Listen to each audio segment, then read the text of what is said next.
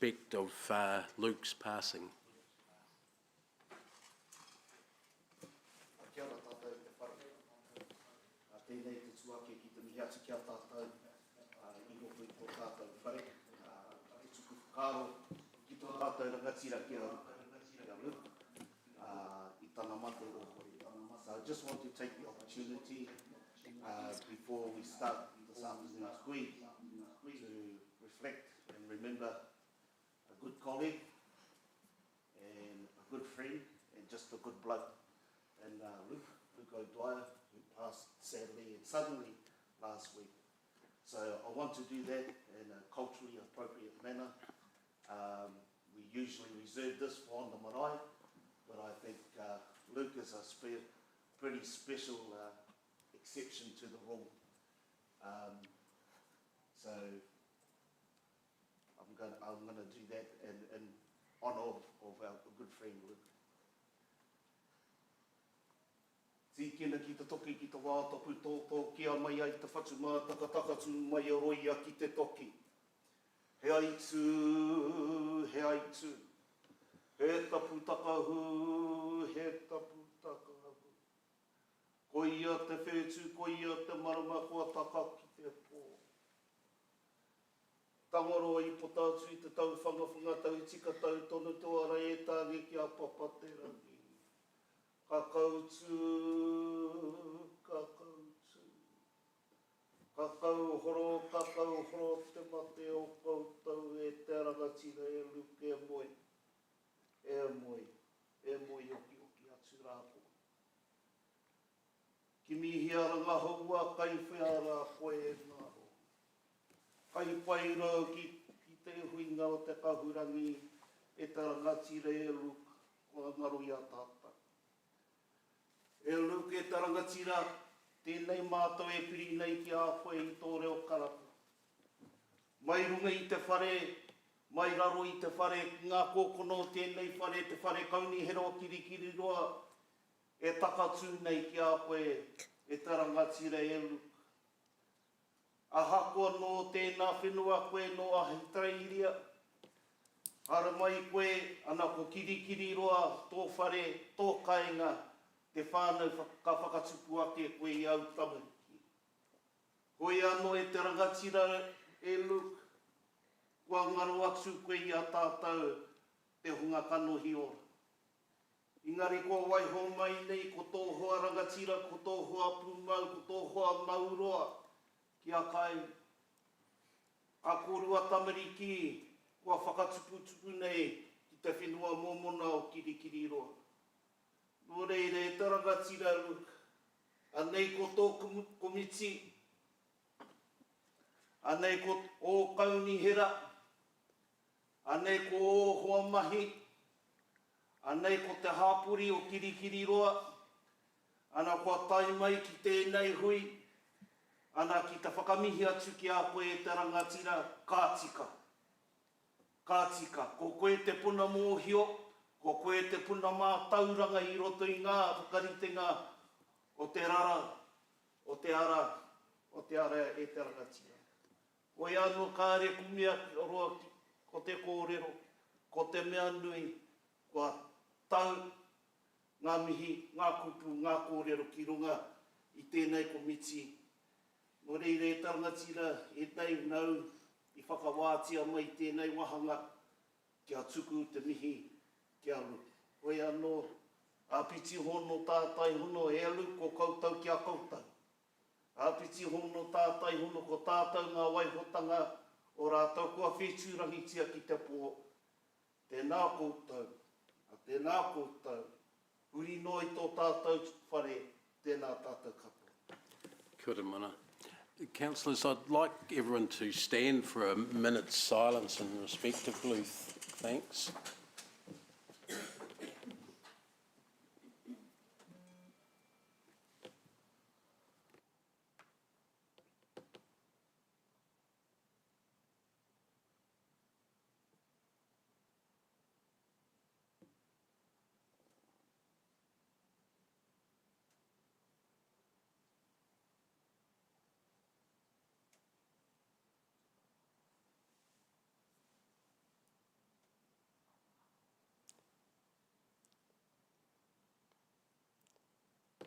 Thank you, everyone. Councillors, before we go any further in the meeting, I'm going to ask Mayor Paula if she'd like to say a few words in respect of Luke before we start the formal part of the meeting, and be followed by General Manager Blair. Paula, are you okay with that? Thank you. Thank you for the opportunity, Dave. I really appreciate it, and it's a great privilege and an honour to be able to speak on behalf of Council at Luke's funeral tomorrow. Having said that, I thank Muna for your fitting tribute to Luke this day in this particular committee, because we know that the imprint of Luke is through all things to do with strategic growth.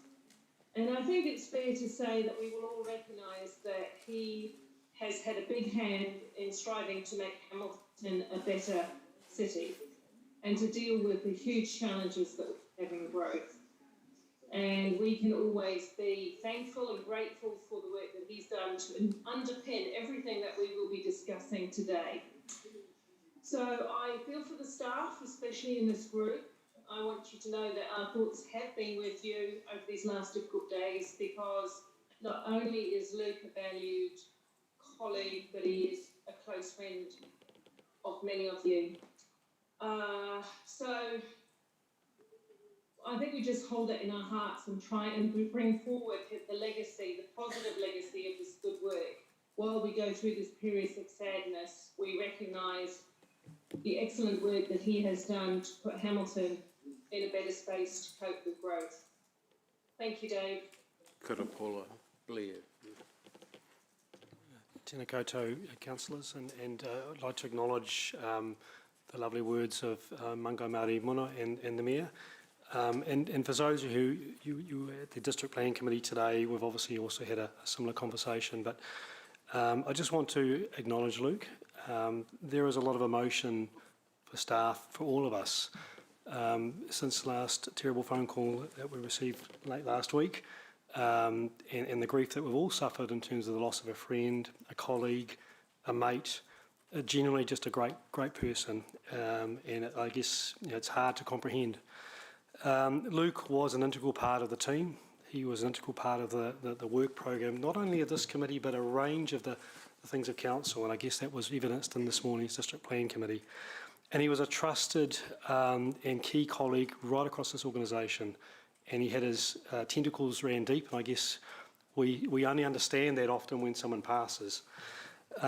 His ability to explain complex issues was a real hallmark of Luke, and he was gifted in that sense. As Mayor Paula has touched on, he was a huge part of this work program that came through this committee for many, many years.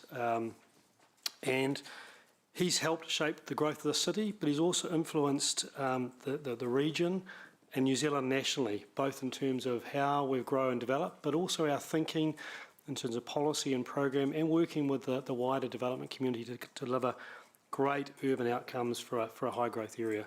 He was passionate about his work, and he was a highly trusted colleague. Some of the highlights that I can think of, Luke, the Metro Spatial Plan that came through this committee last year, and the work that Luke did to lead that piece of work.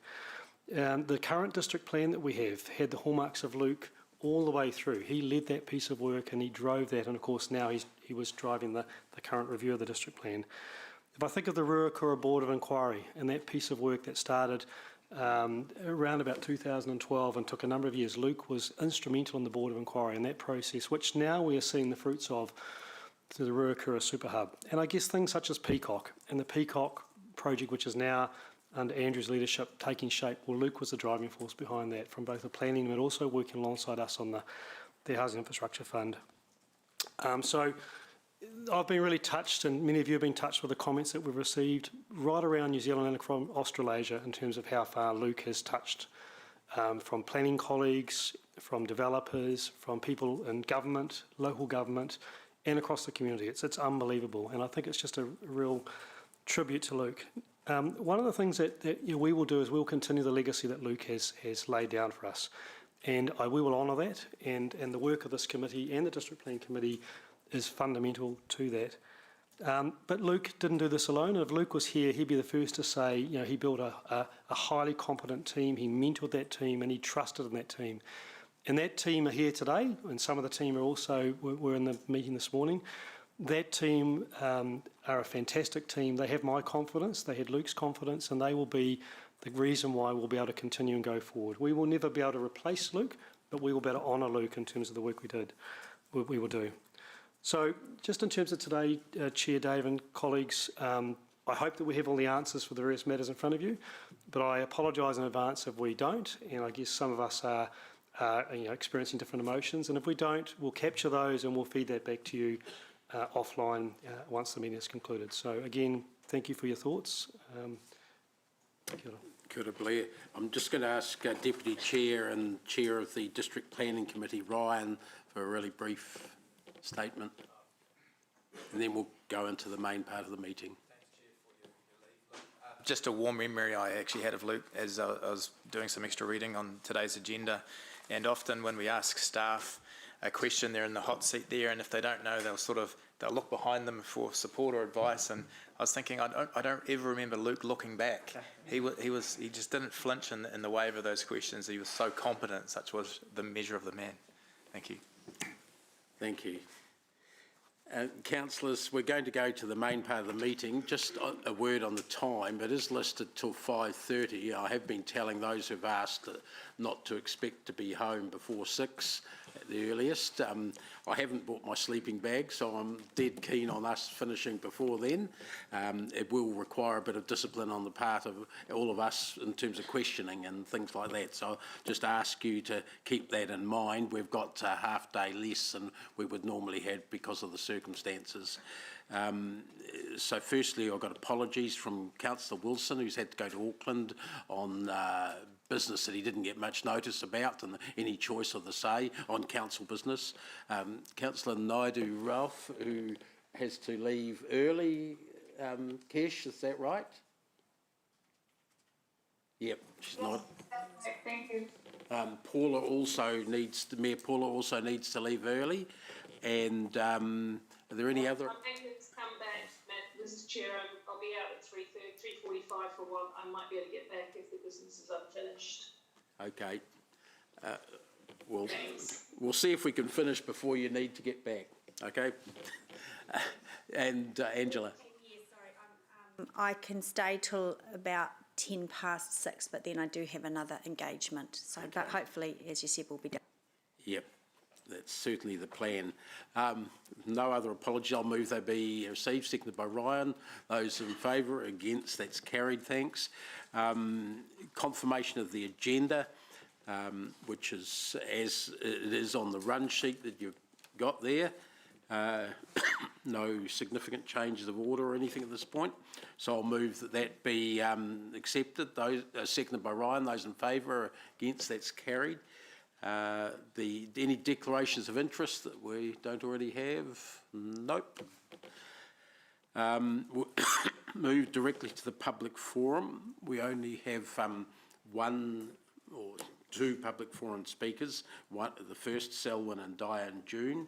We don't have Roger here today, as far as we're aware.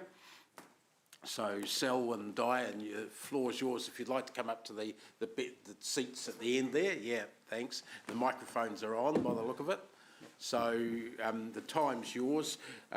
Try and keep it, you know how it works, reasonably brief, and we'll see if we can fit in a couple of questions as well. Thank you.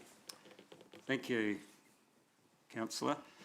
Our submission concerns one of the largely unrecognised side effects of the Peacock development. It's about heavy truck traffic on residential streets leading from the Waikato Bridge construction site. We're residents of Fitzroy area. We live in Waterford Road, and we're getting pretty fed up with the convoys of heavy trucks that move along our streets at frequent intervals. So this started without warning in March. We learnt then that these trucks were carting spoil from the bridge construction site to be dumped outside the city. and this is a council project. We learnt that there could be up to 15,000 truck movements over a period of 2 years. So we're only a few months into that. There are 3 possible routes for these truck movements, and they're on that map which I've shown in yellow. So if you can see where the river is, up in the middle top, one route goes down Peacocks out through Bader Street. Another one goes down Peacocks into Waterford, down to Dixon Road, near that new roundabout. And the third route is rural through Peacocks Road to Rains Road. All 3 of those routes are being used. Apparently that's according to the nearest route to where the spoil is to be dumped. So it's the most convenient route is used as required. We had no notification as residents as was required by the Construction Traffic Management Plan. And we went to all the open days for the Peacock Plan, my wife and I, and there were quite a few, and there was no mention of this construction traffic at those open days. We hear the trucks go past from about 6:30 a.m. There's very few restrictions on their operation. The construction site is open Monday to Saturday from 7 a.m. to 7 p.m. and the exceptions are on public holidays or special events such as field days. So essentially there are really no restrictions on how those trucks use those routes. Most of them, by the way, are truck and trailers, the large type. So the trucks, we've noticed, travel between about 45 and 50 kilometres an hour, and one has even been observed speeding at about 60 kilometres per hour. The company only admitted to 55, but that's pretty fast for a great big truck and trailer unit. So they operate at peak times. Now these are very busy streets now, especially during rush hours, with the new subdivision up around Dixon Heights and with rat run traffic, people avoiding Ohaupo Road, so they're very busy streets. Children, of course, walking to school, particularly Bader Street. That's where a lot of children don't get taken to school by mum in the car. They walk to school. Outside us, we see a lady each morning try and get across the road with 3 small children on the way to school, and that's really quite difficult as it is. If I hadn't been in my pyjamas, I would have gone out and stopped the traffic so she could get across. Yeah. So sometimes we have trucks in convoy. Sometimes you can see up to 3 trucks passing within 5 minutes. That gives you some idea of the frequency that can happen. These are busy residential streets. They have shops, early childhood education centres, church, community centre, etc. Children, cyclists. There's only one pedestrian crossing on those residential streets, only one, and that's right at the end of Bader Street at the lights. There are traffic calming measures along Bader Street, and I think that arose from previous proposals to use the streets for trucking sand out of the area, which didn't go ahead. So they're streets with a lot of intersections, and I've calculated there's about 328 residences on those streets within the city. The trucks themselves, of course, they're normal width streets. They're not arterial streets. If there's parked cars, essentially it's a one-way street, so the trucks have to swing out around parked cars. There are blind corners, and there's hills with a blind brow of the hill, and we have noticed quite a bit of poor driver behaviour. The impacts of these truck movements on the community have not been considered as required by the Access Hamilton Strategy and Action Plan that's in the operative district plan. Road safety audits, as required by the conditions to apply to the Notice of Requirement Hamilton City Council do not consider the use of these residential streets. And the construction traffic management plan submitted to council by the HEB Construction, the company that's in charge of that bridge construction, does not describe how traffic-related adverse effects would be avoided or mitigated, or how alternative routes were to be adopted. That's required by the Hamilton City Council conditions. These are the actions we are requesting of council. First of all, keep the spoil on site or use it in nearby arterial road construction. Avoid the suburban streets, Beta, Waterford and Dixon. Do a proper assessment of the adverse effects of these truck movements on the community and how they could be avoided or mitigated. That should have been done earlier, but hasn't been. A report on how the alternative routes were considered and adopted, as required by the City Council conditions of the contractor, should be prepared and made public. A road safety audit relating to the use of residential streets should be prepared by the council and made public. That's one of the conditions. A couple more. Yeah, okay. Report of the truck speeds, which apparently are monitored, should be made public. And finally, we would like to see road safety improvements along Dixon and Waterford roads. Thanks very much, Selwyn. I haven't got any questions listed. This all looks a bit different, the setup here from before. I'm just checking. This item, as you've noted, was noted on the agenda papers coming up under the open information only reports, item 12. So we'll give councillors the opportunity to talk with staff members who are Tal, Lawrence and his management group who are involved in that at that point, rather than having a full-scale discussion now. This has been circulated around amongst councillors for quite a bit over the last few months. So thanks very much. You've been quite clear with your requests at the list at the end there. So we will address them at that point, or find out how they're being addressed if staff have that view. Okay, so thanks very much for your submission. You're most welcome to either stay, come back, or listen in online to that discussion later in the meeting. I can't give you an exact time, I'm sorry. Right. Thanks. Thank you. Thanks.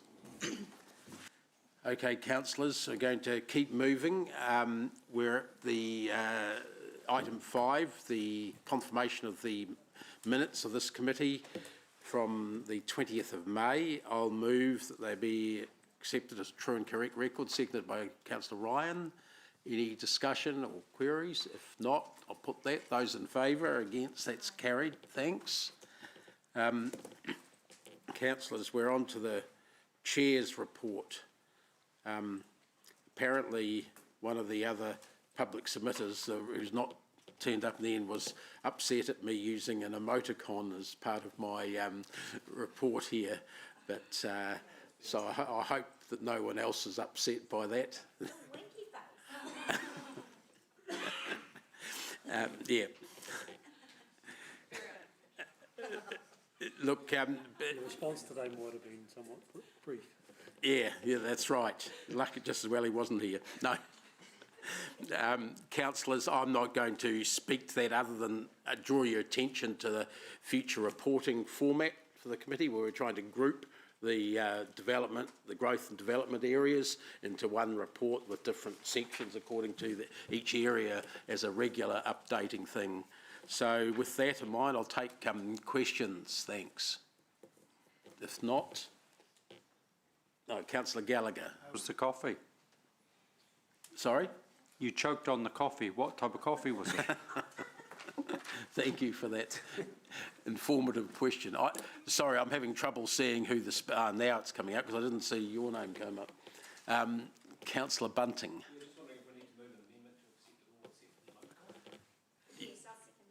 You're moving an amendment? Okay. So are there any other questions from anyone? There was someone on the list who went off it. All right. Okay. So the motion is that the committee receives the report, seconded by Councillor Bunting. All those in favour? Against? Carried. Thank you. Right, that's got the big item out of the way. We're on to the Waikato Plan update. Now, Blair, can you explain who's going to be speaking to this and how it's going to be covered? Hannah will introduce it. Oh, okay, Hannah's in charge. Have you sent Lale away? No, he's Oh, going is there, to. where is he, hiding down the back? I can't see him. Okay. Oh, there he Afternoon, is. councillors. Yeah, you can grab my seat. I'd like to introduce Desiree Frisk, who's the manager of the Waikato Plan, for those of you who haven't met her. And most of you, or all of you, will know Lale Aramea. She's here to provide an update on the Waikato Plan and the housing initiative within that. Thanks. And after they've spoken, I'll give Councillor Gallagher, who's our representative on that body, chance to wrap up a couple of comments before we go into the main questioning. Thanks. Is that right? Okay, floor's yours. Perfect. Am I on? Yes. Cheers, thank you for inviting us to come talk to you a little bit about the Waikato Plan. I know we're under a tight time frame here, so we did submit an update report that includes our reports that came through our last formal committee meeting. Also includes this PowerPoint presentation, which I'll just quickly go through to highlight some of the key items that I think you might be interested in. And then I'll turn over to Lale for specific questions on any of the housing initiative items. So the Waikato Plan, as most of you know it, started in the Mayoral Forum and has now has traveled through Hamilton City Council as a kind holder of the plan and project managers. It's now sitting within Regional Council as a joint committee of council. Under the leadership of Margaret Wilson, we've gone through quite a journey in the last 18 months, and the Waikato Plan's got some focus and is acting as quite a strong collaboration for the region. The core focus for the Waikato Plan is to be the central location for opportunity for central government to come to have one voice for the region. So we're looking at across the region, what are the things that help all a little bit. So we don't want to impact or take away from any of the individual communities. We want them to each be their own best, and we're looking at the systemic challenges across the region that we can do policy, enable collaboration, reduce duplication across the region. So it's a bit about the Waikato Plan. Next slide, please. A bit about myself. I do apologize. I am from America. Sorry for all of you here, but thank you for having me. I've had my own business. I've worked in government in the U.S. I've got a master's degree in public administration, so I know a bit about organizations and management thereof. Personally, into bicycling, so big fan of anything that gets some more amazing trails out here across the region. And also, should let you know that I am on the Boone Street Arts Trust as a trustee, so I have a passion for street art. Next slide.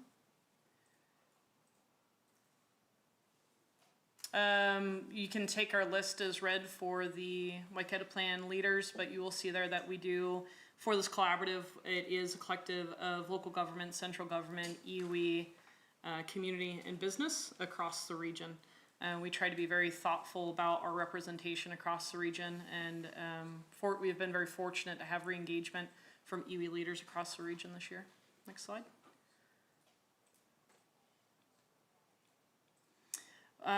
Part of the work that has been done by the committee over the last couple of years has been putting together some focused areas. The Waikato Housing Initiative is our longest standing work stream.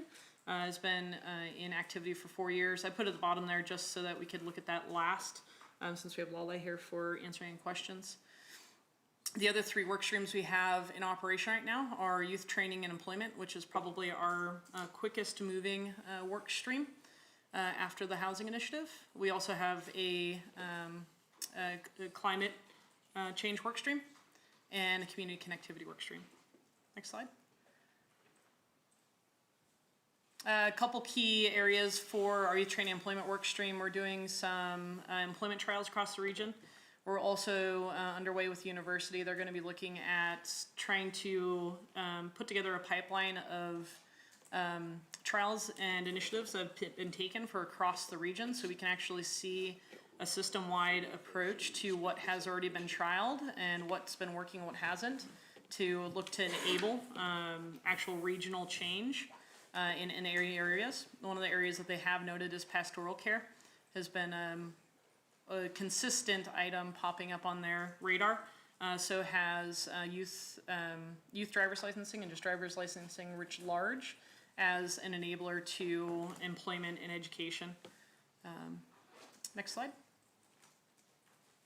Our climate change initiative, we did submit a letter of intent to collaborate with the Climate Change Commission, offering them the opportunity for our forum and our connectedness across the region. We've now have 5 priority areas identified within that work stream. So that work stream just came online in September of last year. So a young work stream that we're working through. Do we have the right membership? What are those priorities? And what do we need to start taking a look into across the region? We are working right now through ECA contestable fund submission for the region, looking potentially at gap fills for the EV network for charging. And how do we use our partnership that we've built to enable that to happen quicker for the region. We're also right now looking at doing a region-wide climathon event, a bit like a hackathon, but for climate change. That's in its planning stages, and we're looking to, right now, make sure that we have iwi support and engagement before we move forward on that. Next slide. Our community connectivity is, for right now, operating as how we stay connected across ourselves. We also hold the Strategic Partners Forum for the region, and that group acts as a steering group for the Waikato Plan. So what we're now doing is we're having our work streams, our Strategic Partners Forum, and this community connectivity work stream hui together to make sure that we're staying interconnected with each other and we're not duplicating ourselves. And also to provide opportunity for some of those community funding partners to connect across with the work that the work streams are doing to see if there's any areas where they're already providing support or they could provide support. Next slide. And for the Waikato Housing Initiative, I think at this point, if there's any questions for me on those other items, I'll go ahead and open it, and then otherwise I'll turn it over to Lale to do a bit of an update and questions on the housing initiative. Did you have a question on the first bit? Yeah, thanks, Sarah. And then, so we're just taking questions on the first bit, not the housing bit. Yeah, that'll come later. Cool. Thanks, Desiree. I am interested in the climate change focus you've got there. And yesterday, Councillor Martin and I met with the WRC and the leader of their climate action committee. And essentially, there are a couple of things. The charging network, I understand, is a piece of work, the EV charging network is a piece of work that's going to come under the Waikato Plan. Is that, or what's that connection there, and who is ultimately going to be responsible for that, leading that piece of work? So ultimately, it'll be Waikato Regional Council has offered to be responsible for the submission, the leading, and enabling the mapping. Right. What we're looking to do is enable the collaborative space. So to give them the space to go, what's missing, who else do you need at this table, what's happening across the region? Because we do have the likes of DHB that's at the table, Hamilton City Council. And so what we're looking to do is to say, the Waikato Plan's not really interested in undertaking projects. What we're interested in is how do we get them online and enabled quicker. So if we already know that there's a gap in the charging network and we already know that there's a ECA contestable fund, how does the Waikato Plan enable that to move along? Yep. So what people do you need? What resourcing do you need? How do we enable it? So ultimately that initiative will land under Waikato Regional Council. Right. Do you know who at Waikato Regional Council would be the person responsible? Yeah, it'll be Nigel, and of Nigel. course I forget his last name right now because you're asking me a question. Okay. Yeah. No, that's but, fine. Yeah, I'll Nigel will work be with uptaking that work, and that'll come under our new Regional Transport Directorate, which Mark Tamara is temporarily standing in place of as director of that. Okay. So that piece of work will come under their reign. Okay, thank you. And the other question I had was just in regard to the climate accord. So Hamilton City Council has committed to a climate accord, I guess, for Hamilton City. But my understanding is the Waikato Regional Council was looking at one which they thought the Waikato plan would be the best facilitator of in terms of bringing people together along with working with Te Waka. So what's the best way to kind of keep us updated on that progress with that accord? Yeah, I can happily work through with you guys on how to best do that. We do have a staff member from Hamilton City Council that sits on our climate change work stream, so we can look at that venue to update. I'm also happy to provide updates directly. So really it's whatever is the best and easiest way for me to enable keeping you all connected. Very open to doing that. Okay. Thanks. Councillor Mark? Thank you. Look, one of the biggest issues facing our community at the moment, and it's certainly beating the drums, is crime. And I don't see any representatives from police here, even for information. What relationship do you have with police? And is there a chance of involving them? Great question. Actually just hooeyed with Andrew Mortimer last week from police. They are going to be looking to join in on our strategic partners forum because we knew that that was one of the needs gaps that we had along with emergency services. And CDEM has also recently approached us to say, how do we collaborate? Because they were looking at building some partnerships that they needed anyway in the community. So now we're looking at how do we work together to utilize what the Waikato Plan already has to also help with them. So police will be represented on our strategic partner forum. And I'm just working through with Andrew now to identify what other of our work streams do they already have some work pieces going that they would like to be directly involved in. So would you consider bringing them into the plan leaders level, or? Probably not at this time because they'd act, since that strategic partners forum acts as a steering for the leaders. We will get the voice of police and the guidance from where we need to go via that method. The chair of the strategic partner forum sits and has voting at the table at the leadership committee level. Okay. So we're interconnected that way. Great. Okay. Thanks. Thanks, Chair. Thanks. Councillor Ryan? Mine's housing, so I can wait. Okay, we'll wait, we'll stay on the list for that. I had a question related to your map on, I think, the second page of the submission. It's, when I look at the map, the overwhelming impression I get is that here's a list of state highways, roads that we want to have people using or we expect to have people using. While it mentions rail and cycle paths, you have to get your microscope out to see them on the map. And it also, in particular, I've got a concern, even as far as roads go, it sort of shows that there's this great big bypass of Hamilton you can do through the most dangerous state highways in the country, 26, 27 sort of area. And if I was running transport areas, I wouldn't be satisfied with that map as showing what we want the future to look like.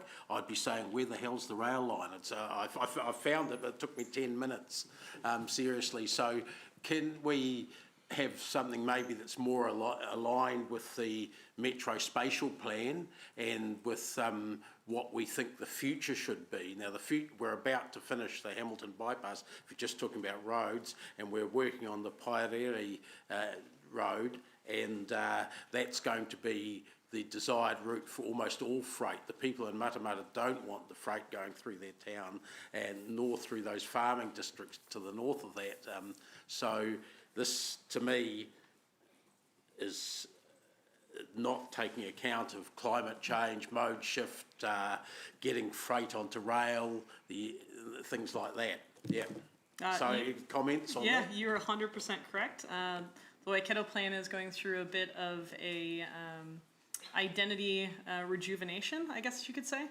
So we're currently working, this is a lot of what I have is historical, that we're working through that re-identification of what the Waikato Plan is and clearly identifying it. Because we're operationally, we're operating a bit differently than initially conceptualized on the plan as a collaborative. And that map doesn't do justice to the powers in the collaborative, not so much in the spatial picture. So we actually have a new website underway and we're redoing a lot of our branding and work. So That is noted, and we'll be moving out of our marketing materials at pace as I get the plan up to the 21st century. Thanks. So we move on to the housing now. Mark, is that? Yep. Now, Lale, your part, thanks. Sure. Kia ora tātou mā loro soi fua maua ma langi me mā. Firstly, just to add our respect and recognition for Luke and his team and to the council and for all that he's contributed to the city. I think with our Perry hat on and our Te Awa Lakes hat on, he was one of the key movers and foils for council in that space on the basis that he was there to protect the interests of the city. When we got to the end of that process, it was fantastic to be able to acknowledge and recognise the thorough and robust process that we undertook to get there. And it's that type of debate that from a development community perspective we understand and respect.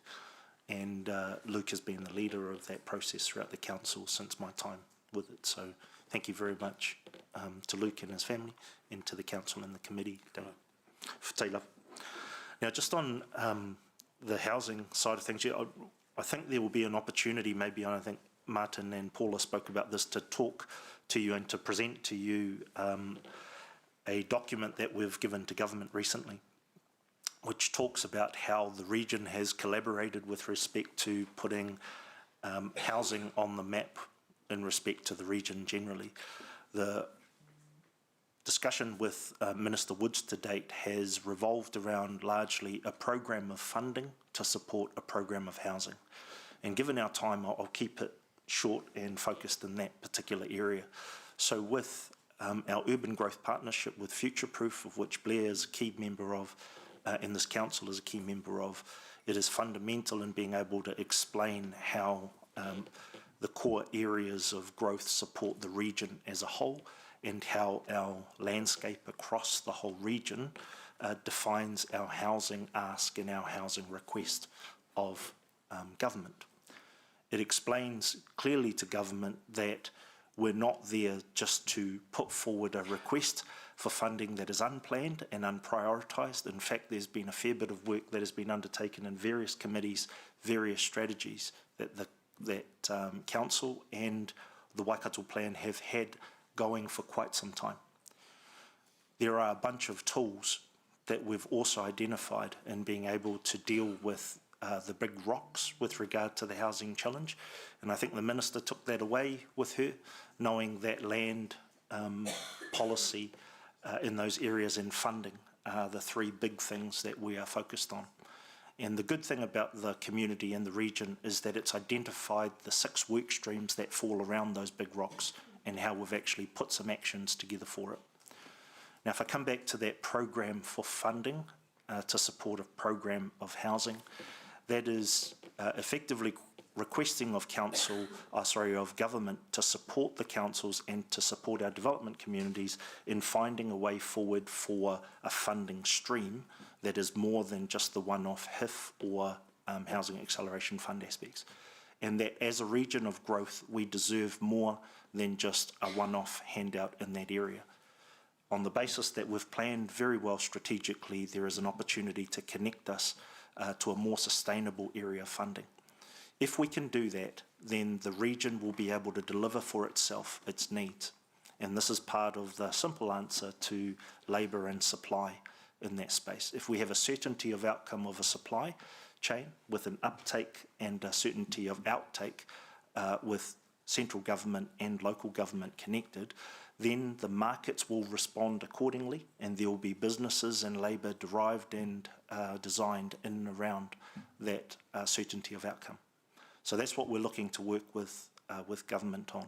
And I think Blair and Martin can speak and Paula can speak to it, but I think it was well received from government, and we're looking forward to being able to put that position clearly in our next support of the applications moving forward. I'll also take questions. I know they're sitting out there, but I've heard on inclusionary zoning, community lands trust, the specific actions of this council are part and parcel of the toolkit that's available, and the learnings from this are being passed on to other councils in that space, as is the learnings from their area back into this space. And Ben, who's been representing the council in that community space, is well aware of those actions and passing that through into the council. Affordability and definition for affordability is probably the other key thing that we need to look at. And so we've defined that clearly with government, again, where the South Pole is 3 times household earnings. The North Pole is 90% of the mean average. And somewhere in between, government is re-establishing its Kiwi Build levels within those regional numbers. An objective for the work stream in this funding area and in this affordability area is 30 to 35% of household incomes established as being a target for creating an affordability area, just so that it's a little easier to understand for the broader community. Now, although that speaks to potentially numbers that we haven't seen in freehold ownership for a long time, it represents a challenge for us to look at security of tenure in a different way. And I think New Zealand at the moment is in that time where home ownership is an opportunity, but tenure and security of tenure is an option to create another level of wealth and security moving forward. So those are the key areas that we're looking to work forward and through. Thank you, Chair. Thanks, Lale. Questions, Councillor Ryan? Thanks, Lale. That was really helpful bit of insight there. Two quick questions. First one, Megan Woods, you've got here coming end of July. I guess that's a further opportunity to advance your ask and clarification of request. Yeah, sorry, the note's probably old. So we met with her last week. Okay. At the end of July. Oh, sorry, I'm in the next month. My bad. So we're there. All right. Second question, hopefully more pertinent. Councillor Ryan, Mayor Paula was there on behalf of the Waikato region, so there was a collection of mayors, Lale, some staff. We had the Kāinga Order Chair, Deputy Chair, Chief Executive, and a couple of us executives were there. So it was a very, very positive meeting that Lale referred to. Thank you. And just, and some of my colleagues might know this, but just help me, the interface between government of the Waikato Plan and Future Proof, and are you guys like the advocates that, you know, how does it work in terms of the funds and the channels? So I think it's important that we're not trying to recreate existing structures that are already there with regard to those direct relationships from government to local government. That effectively the Waikato Plan is a collaborating voice to government, which shares what each individual council is doing as a regional approach, right? But there is no view at the moment from that group that it would intervene anywhere in the funding streams that are direct between local and central government at the moment. Thank you. Very helpful. Thanks, Councillor Mark. Thank you, Lale. Good to see you. Can you please extrapolate or just drill down a little bit more into what dialogues you've had with the Community Lands Trust in order to help what they're doing or for them to help what you're doing, please? Sure. So as you'll know, we have, I think, probably four or five of those members of your trust that are part of the Regional Housing Initiative. Our discussion with them to date has been largely giving them room to form and have a clear direction and opinion themselves as to where they would like to head. That direction and overview we've spoken with them previously about, which is the Lands Trust as a tool being utilised. There has been some discussion with the Trust with regard to the fact that if you don't have enough money to secure enough land to think that you can make enough impact, that there are opportunities with existing landholders, iwi being one of them, quite key, where the smarts of being able to create ownership and Lands Trust modelling above ground could be partnered with those that own the land effectively, because the outcome is generally the same. Right, great. So one of the key things for our support of the Trust is being able to now continue the movement forward, knowing that the vehicle that you have to promote that tool is robust and is transferable and usable across the different regions. Okay, thanks. Thanks, Chair. Thanks. I don't see any more questions now. Rob? No, that would be my question, was also around the Lands Trust. Thanks. So I'm going to ask Councillor Gallagher, our representative, to move the motion, which I'll second, and he can speak to that now. Thanks. Thanks very much for the presentation. Thank you for your attendance. I don't have anything to add, except I just want to also do a quick shout out to Blair, Hannah, Ben and the team. So this is very much collaborative at an officer level with the region. You'll note that I'm currently the representative, that's correct, but Paula is the alternate, and so obviously for what I call high level, if we have cabinet ministers in the room, then Paula's in the room at the same time, so it's a level. So as you know, historically this initiative of the Mayor's Forum, it sits under the Waikato Regional Council in terms of structure. If you look through the list, it is an absolute key focus of interaction between central government, iwi, and local government and other community representatives, and slightly different from Future-Proof H2A, it covers the broader region as well, all right? But it's not intended to duplicate the excellent work that Future-Proof is doing. Just in terms of Megan Woods, I understand that was a really constructive, productive visit, and also Megan, along with the Minister of Transport and Local Government, were at the last Future-Proof meeting at the Regional Council. So there is a synergy there. So without further ado, I'm going to move the report and obviously just emphasise from both Desiree and Lale that more than happy to regularly report into this council in terms of whether it's through an elected member session, particularly in the housing stream, but also the other major streams as well. Thanks, Martin. Mark, please. Thank you, Chair. I'll be brief, and I thank the group for their work. It's exciting. I just want to push a little bit harder for the elevation of the police at that leadership committee membership level. At the moment, it is the biggest issue. I mean, we have police officers getting shot. It's what everyone's talking about at the moment. We've got Eagle helicopters flying through the sky, car chases going on. And I'm not wanting to be alarmist, but the police have the lowdown information on exactly what's happening at the moment, and where past plans have potentially let us down. So I would like to see that not only do we learn from the past, but we learn from the present.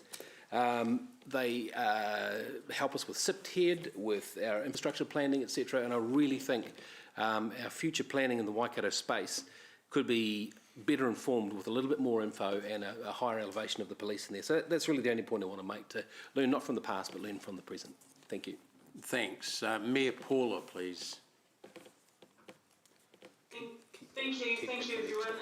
Just following up from that, just following on from the last point first and the first point last, Mark, I have regular conversations with the police about exactly this, and I agree with you. We want them at the front end. SIPTED is part of what they do, crime prevention through environmental design, for those who aren't familiar with the acronym. But we've also been talking about them working at the very front end of designing safer communities and informing the kinds of issues that may arise so that we can work together on those. We're overdue, Mark, for a presentation by police, so I will follow that up and get them to come and talk to us about some of the key issues that are facing Hamilton. I just have to say great thank you to Andrea Macbeth from the police, who keeps me in the loop very well, and Mr. Bird also, on a regular basis, as some of these events unfold in Hamilton, they keep me in the loop. What I think we need to do, however, is bring it to council at a global level to see how we can better work together. I think Councillor O'Leary is also working on some strands through that about City Safe, the police and others working together. Just in terms of those two meetings, it was very good, and I want to put on record a big thanks, a big thanks to Lale for the work that he's done, which is seen as national, and the Waikato Plan Group, which is seen as nationally leading. The challenge for us, and I don't know if I think Lale would agree with what I'm about to say here, is getting the government to understand that growth cities, fast growth cities like Hamilton, where we've done all the strategic planning and the blueprint for our future, are different from some other sectors. We're ready to go. We've got a lot of opportunity to deliver on affordable housing, and we need the government to recognise some of the strong underpinning that we've done, both at a Waikato level but also in a future-proof level, because there was a planned meeting in the afternoon, the Minister was there, and the Minister was also there with Minister Wood and Minister Mahuta. So we had the three big ministers in one meeting, which is incredibly fortunate for us, in the afternoon. And we talked about a lot about housing and transport. We talked about housing and the sustainability of local government, the affordability of local government, and so on. So it was a very, very thorough meeting, and I haven't really been, excuse me, with councillors since then to follow up with a report, but I will do. So thanks for the good work. Thanks, Martin, for representing us on the Waikato plan. Appreciate that. Okay, thank you. We'll move to the vote with show of hands. Thanks. Those in favour with the resolution proposed by Martin Gallagher and seconded by me. Those against? We got everyone? Is that unanimous? The motion is carried unanimously. Thank you. Okay, councillors, we're going to move to item 8, the draft submission on the I'm not going to read all of that out. It's a whole paragraph in itself. But Hannah is leading this off, both this item and the next item. So Hannah and Deborah, the floor is yours. Well, thank you. So the first of the two submissions we've got for you today is the Government Policy Statement on Housing and Urban Development. So that was a discussion document that was released for comment recently. I'll take that as read. It's been pre-circulated a number of times for feedback from elected members. What I will do is draw your attention to the late attachment that has been circulated to be added to this submission. That's a report that we have had prepared by Astrolab, which are a boutique consultancy based in Australia. They have provided some commentary around City Deal approach to funding infrastructure and development.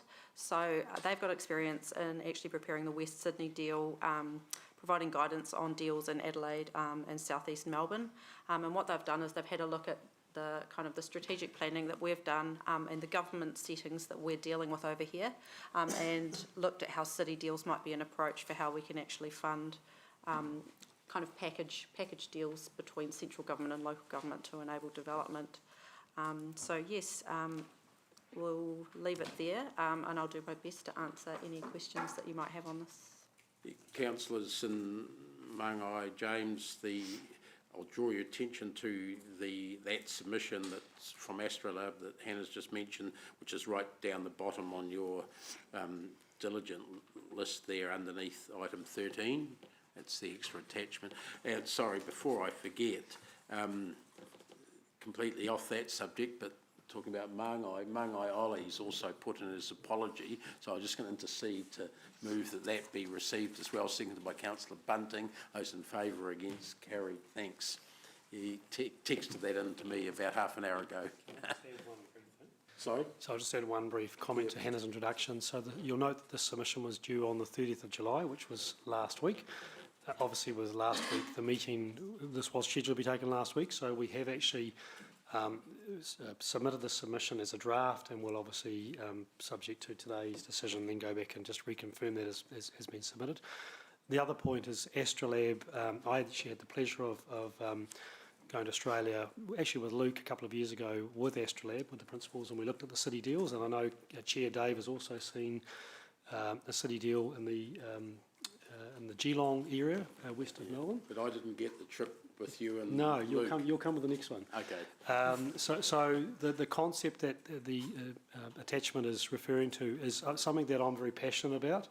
I think that the notion of a city deal or sort of a regional partnership deal, and you've heard Lale talk about enduring funding partnerships with the government, we need to look at transformational ways to deliver outcomes for our community in a high growth environment. And what this I guess addendum is talking about is exactly that. An all of government, all of local government approach over a long period of time, looking at an integrated funding partnership to deliver the outcomes we need in a high growth area. So this is the time to raise that through this submission, and that's what Hannah and Deborah are proposing. Okay, so at this point I don't have any questions listed. So it is something we've covered in a general way before. So from the fact that there's a lack of queries or questions, I'm going to take it that there's general support.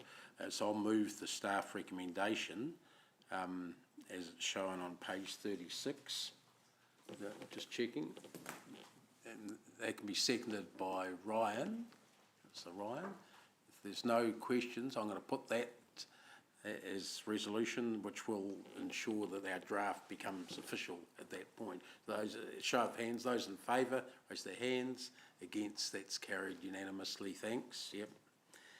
Thank you. So we'll move on to item 9, the draft submission to the Natural and Built Environments Bill. Thanks, Councillor. So the purpose of this report is to seek approval from the Strategic Growth Committee for Council's Draft 1 submission to the Natural and Built Environments Bill, the parliamentary paper on the exposure draft. Our recommendation is that the committee receives the report and approves the draft, noting the addition of one paragraph, which is up on the board. This paragraph seeks to emphasize a bit more that the bill as it sits is quite focused on the natural environment, and we think that issues with Tier 1 and high growth councils deserve a bit more focus. So that's what that paragraph is about. This paragraph came out of conversations between staff at HCC and Tauranga District Council about the role and the unique issues that Tier 1 and high growth councils face. And it was felt that the NBA plans and the spatial strategies may not emphasize that as much as they should. And we plan to keep working with TCDC and, sorry, not TCDC, Tauranga District Council, and other tier authorities on the exact process. Thanks, Deborah. So note what's in red up there is additional to what you've got down in front of you. We'll move to questions. Councillor Sarah. Do you want more of an explanation? You're looking puzzled. Oh no, so do I look less puzzled now?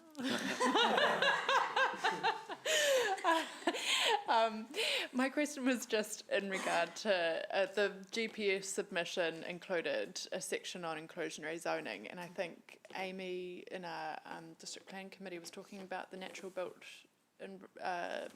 Environment Act and the ability for that. I'm just wondering, would that be the right place in terms of the RMA considering? This is the bill which is, if it becomes an act, is proposed to replace the primary RMA. So this would be the place where you would potentially want to advocate to central government on enabling inclusionary zoning for... I think it is one place where that could certainly be done, yeah. Right, okay. Because reading through it, I didn't see anything in there. I'm wondering if we could we put forward within the motion just that a paragraph is included on advocating for the inclusion of Yes, we can. inclusionary zoning. Yeah, we've provisions. Yeah, we've definitely got it in the GPS HUD. Yeah, yeah, so so it'll just it's be a really good transferred idea. We'll put over. it in there too, into the other one. We'll just work on some wording. There seems to be Yeah. general agreement that that can be done, but we'll work on some wording briefly. Please, someone ask some more questions so we've got time to move. I'm told that an exposure draft, which is a term I hadn't come across before, is a little bit like a white paper. So it's only the discussion sort of document. It's not the final parliamentary bill or anything like that. This is what I understand. I'm not familiar with this process either. It's a glimpse under the curtain. Yeah, kind of. And we haven't quite worked out the rest of it, but tell us what you think of the front part. Okay. Well, just give us a minute here while Blair and Todd. You can see it going up on the board there.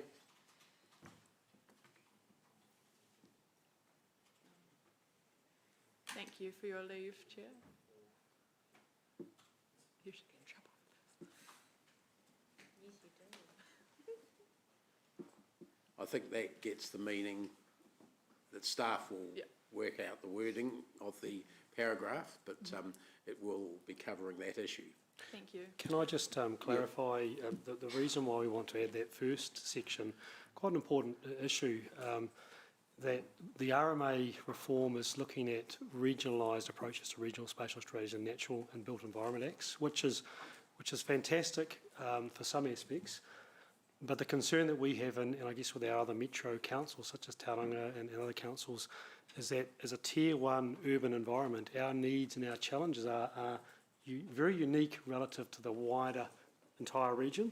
And the concern that we have is, if you think about the various issues we're grappling with, they are considered and planned at an all of region level. Without a sub-layer for a high growth metro environment, we may not get the outcomes that we need or our community desire in terms of the type of issues we're grappling with. So we're not saying no to reform, we're just saying when reform is occurring, we need to think about the sub-regional lens as well as the regional lens. And that's, I guess, so if you think about in our context, the work we're doing with Future Proof and Metro Spatial Plan, where does that fit in the current reform program? It doesn't, and we're saying we need to make sure that fits in there. It's so important to the issues we're grappling with in a boundaryless context. Thanks. Okay, councillors, we have the resolution up on the board as opposed to what's down on your paper. Can I ask a question, please? Oh, sorry, Paula. Yep, go for it. Thank you. Just in respect to that additional bit, the addition of a paragraph advocating for exclusionary zoning, I would prefer that it was including inclusionary zoning and other incentives to drive affordability, because inclusionary zoning is just one tool in the box, if you know what I mean. When we were at those meetings, and I think Lale will confirm this, we talked about a whole lot of other things like Lisani, Kainga, and other models that are being used overseas that go beyond inclusionary zoning, especially leasehold land and things like that. So I would prefer to keep it wide. Is that possible? Yeah, I was going to move the motion. I think that's entirely sensible, in fact. Thanks, Paula. So I'll move that, and you'll see the wording has been amended to include that as well. Everyone's nodding appreciatively around the room. I think it's other tools and incentives for affordable housing. So that gives us quite a wide. It's not just money, but it might be other planning tools that have yet to be tools considered. to incentivise. Does that make sense? Blair, are you happy with that? Incentivise, yeah. Yes, I am, Mayor Paula. Thank you. Okay, that's it. I'll move the motion as it reads now on the board, seconded by Councillor Ryan. I'm not going to speak to that because I think the points that Sarah and Paula have made actually cover the issues quite well. Is there any other speakers? Ryan, thank you. It's hard to, I don't want to be apologetic for this, but again, this was a brilliantly written submission and it had Luke's fingerprints all over it, and it advocates really well for the work that we've done in the metro spatial space. And I think it will actually probably lead some of the government thinking around how they will implement this. So just acknowledge that work. Thanks, Ryan. If there are no other speakers, I'll call for a show of hands. Those in favour of the resolution, for those against, and Angela is in favour. Yes, good. Okay, that's unanimous. Thanks.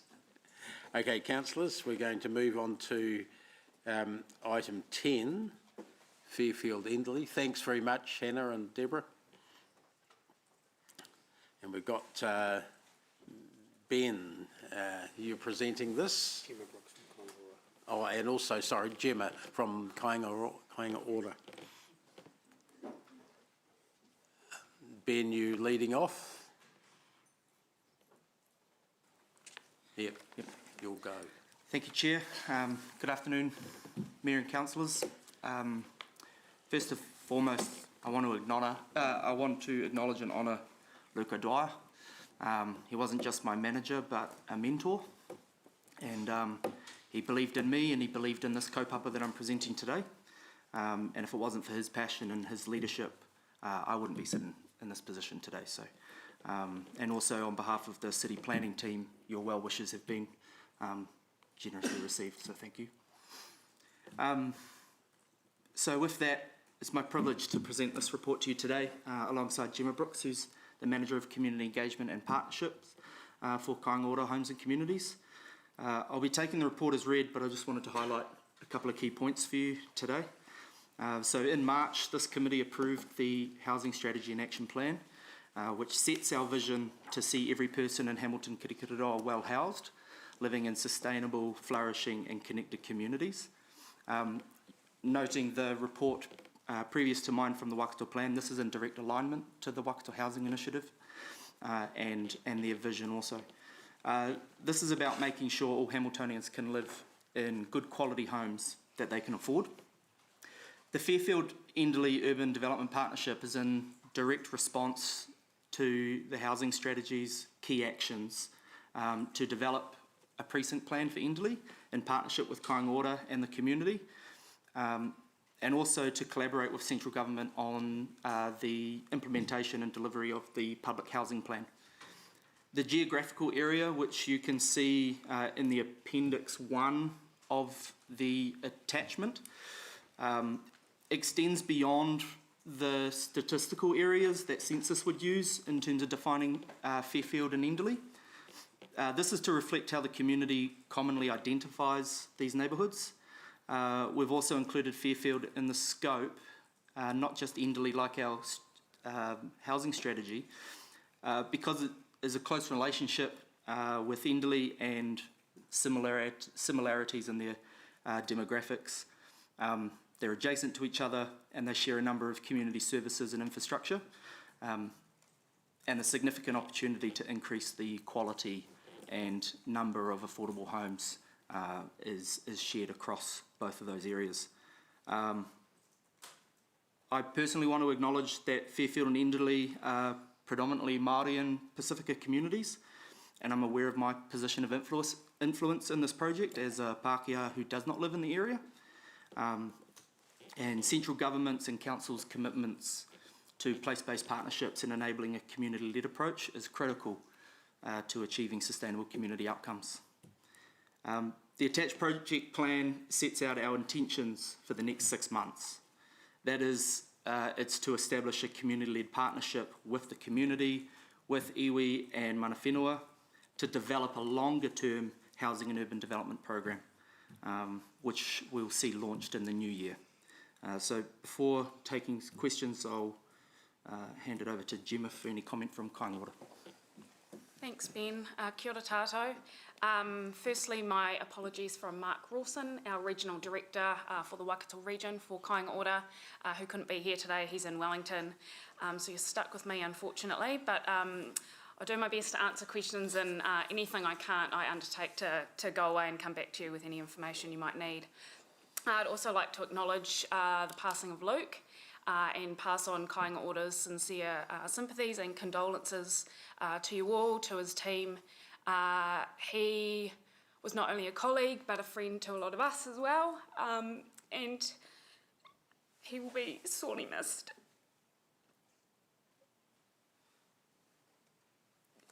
We've also offered our support from our planning team if there's anything we can do to help support the council, because we know the hole he's left in his skill set. So thank you. Sorry.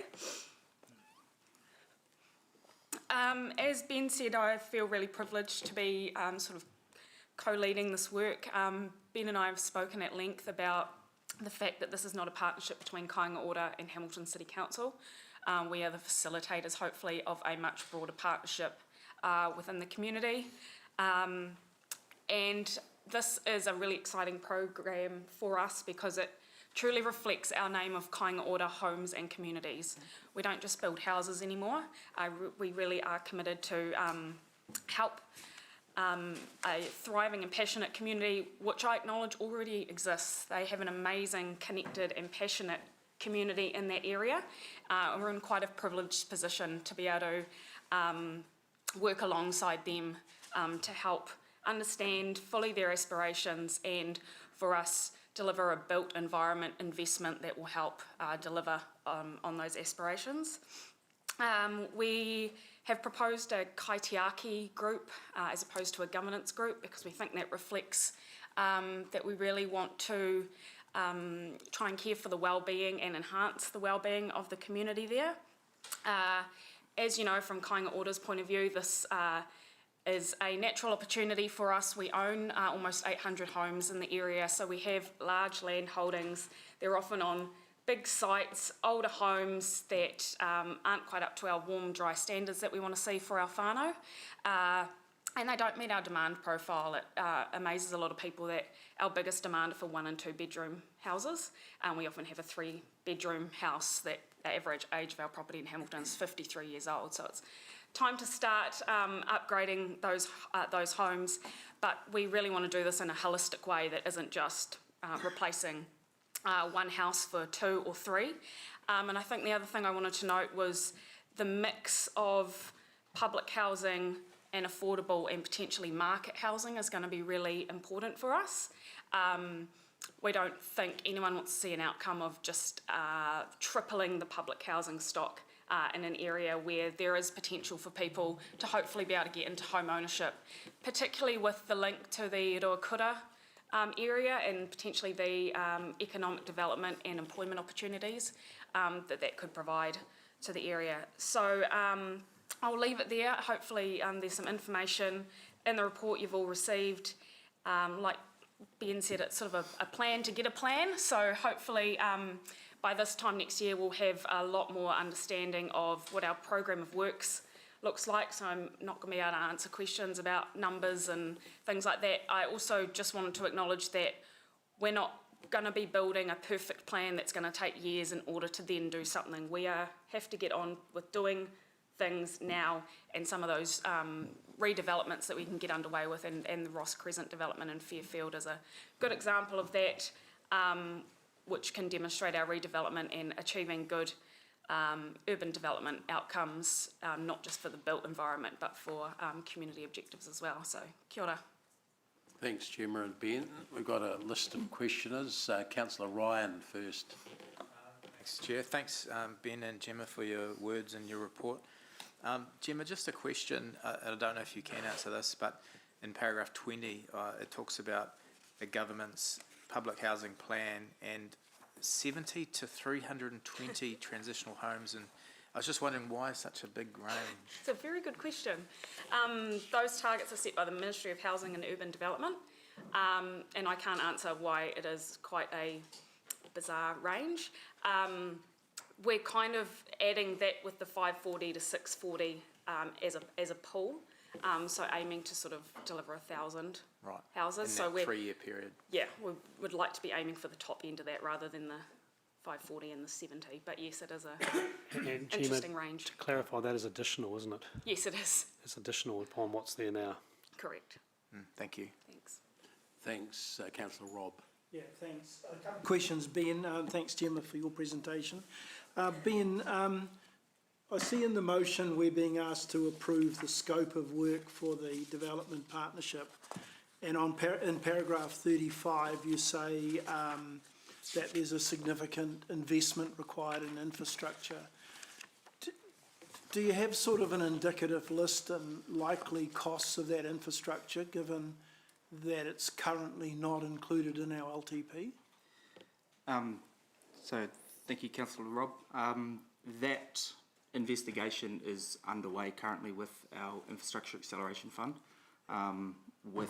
and I believe that report's up in this agenda as well, which may address some of that. But yes, that's in the next report on the Acceleration Fund. Yeah. Well, I'm not sure if it's item 11. I'm aware that the area is listed as one of the ones here. So that's acknowledging that yes, there is a significant blind spot for how we fund and how we deliver infrastructure to enable this development. So do you have an idea? I mean, you know, clearly if we're going to be applying in the next report for the Acceleration Fund, you know, are we looking at many millions of dollars in infrastructure to do this, to be aligned in this particular partnership? I can answer. So, Councillor Rob, look, the answer will be yes. And between now and the expression of interest being submitted, we'll be trying to dimension the scale of it. It will be large. I think the key point to note here is that the scope is not committing any party to any expenditure, including Hamilton City Council. It is to go away and do the work, and you'll see that in the appendix it refers to Kaingora leading the work and HCC supporting that work around the infrastructure. But that doesn't commit any party to do it, or there's no commitment. It's really to work together to understand that. We are, in the next item, taking advantage of this being a tremendous opportunity to seek a funding application from the government to support Kaingaroa's, aspirations to intensify this area, and we would support that through our infrastructure bid. So we can talk about that more in the next item, but certainly it will be substantial, and I guess from the District Plan Committee this morning, you heard Chris Allen talk about the scale of implications. So the scope of work referred to in paragraph 4B, that's the recommendation, is really to undertake the study over the next 6 months. Correct. And then come back with some idea of of the direction of travel, Yeah. what the costs might be and where we might get the funding from. And not necessarily in relation to infrastructure, but the development of the partnership in general. And we can bring that to, I've noted here that we can bring that back into various general managers' reports as an update throughout the 6 month period. Okay.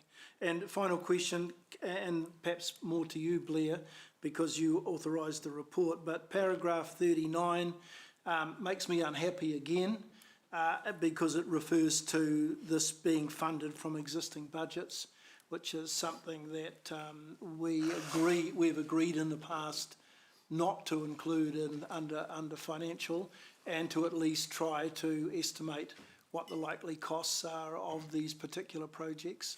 So can I ask again for that to be included in future reports? I'll note that, Councillor. Thank you. I've got Councillor Kesh next, online, thanks, on Zoom. Kesh, you? Yep, thank you. Sorry, I've lost my page. Where to go? Just on page 77, just under housing and urban form, there's a point that talks about enabling a number of initial smaller scale visible improvements with immediate benefit.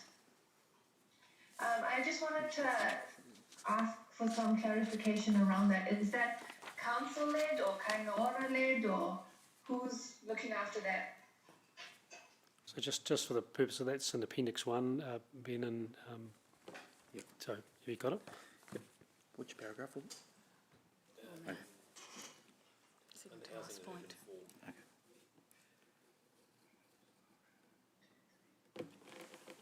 It's a sixth bullet point under housing and urban form. Sure.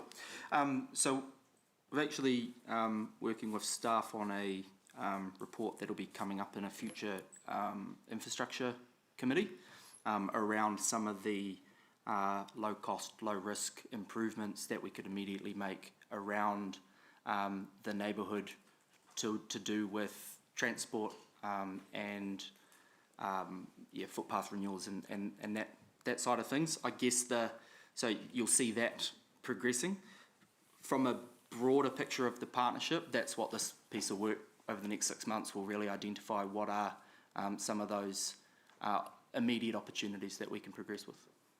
And just to add to that, sorry, things as well like the marakai, so things that we can do now in the community. So that was the Kaingaora essentially gifted a licence to occupy on land we owned in front of the Enderley Community Centre, and Councillor Maxine was at the blessing. So it's things that we can do now, particularly from our point of view where we have lots of customers and community with some history with our organisation, that we can demonstrate that our goodwill and things that isn't just building another house.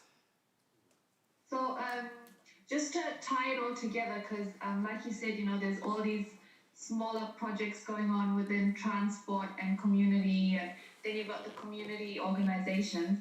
So if we were to get feedback and things, like who's taking care of the whole, the project as a whole? Is that community-led group, or where do we go to? So I think that would be Ben and myself in the first instance. For this project, it's proposed that we have a kaitiaki group or a governance group and then a project team. So Ben and myself would co-lead the project team with some staff from council, from Kāinga Ora and some key community members. One of the first things we want to do is basically, as well as the transport and infrastructure assessments, is a sort of community context assessment as well. So we really do want to get a whole picture of what is happening in the area, what has happened in the area. The last thing we want to do is go back to a community that have been engaged to death to say, what do you want for yourselves? And well, we've told you 5,000 times. So acknowledging what we know about the community, gathering all the data so that we can go back and say, you know, we've come and spoken to you, is this still the case? What else do you want to see? So we, in the first couple of months, we really do want to get a holistic view of what's happening in that community. Perfect. So just from that, page 82, the appendix 1 with the map, the geographical areas, can you tell me what you've just talked about? Would that be the blue line or just the yellow line? Green?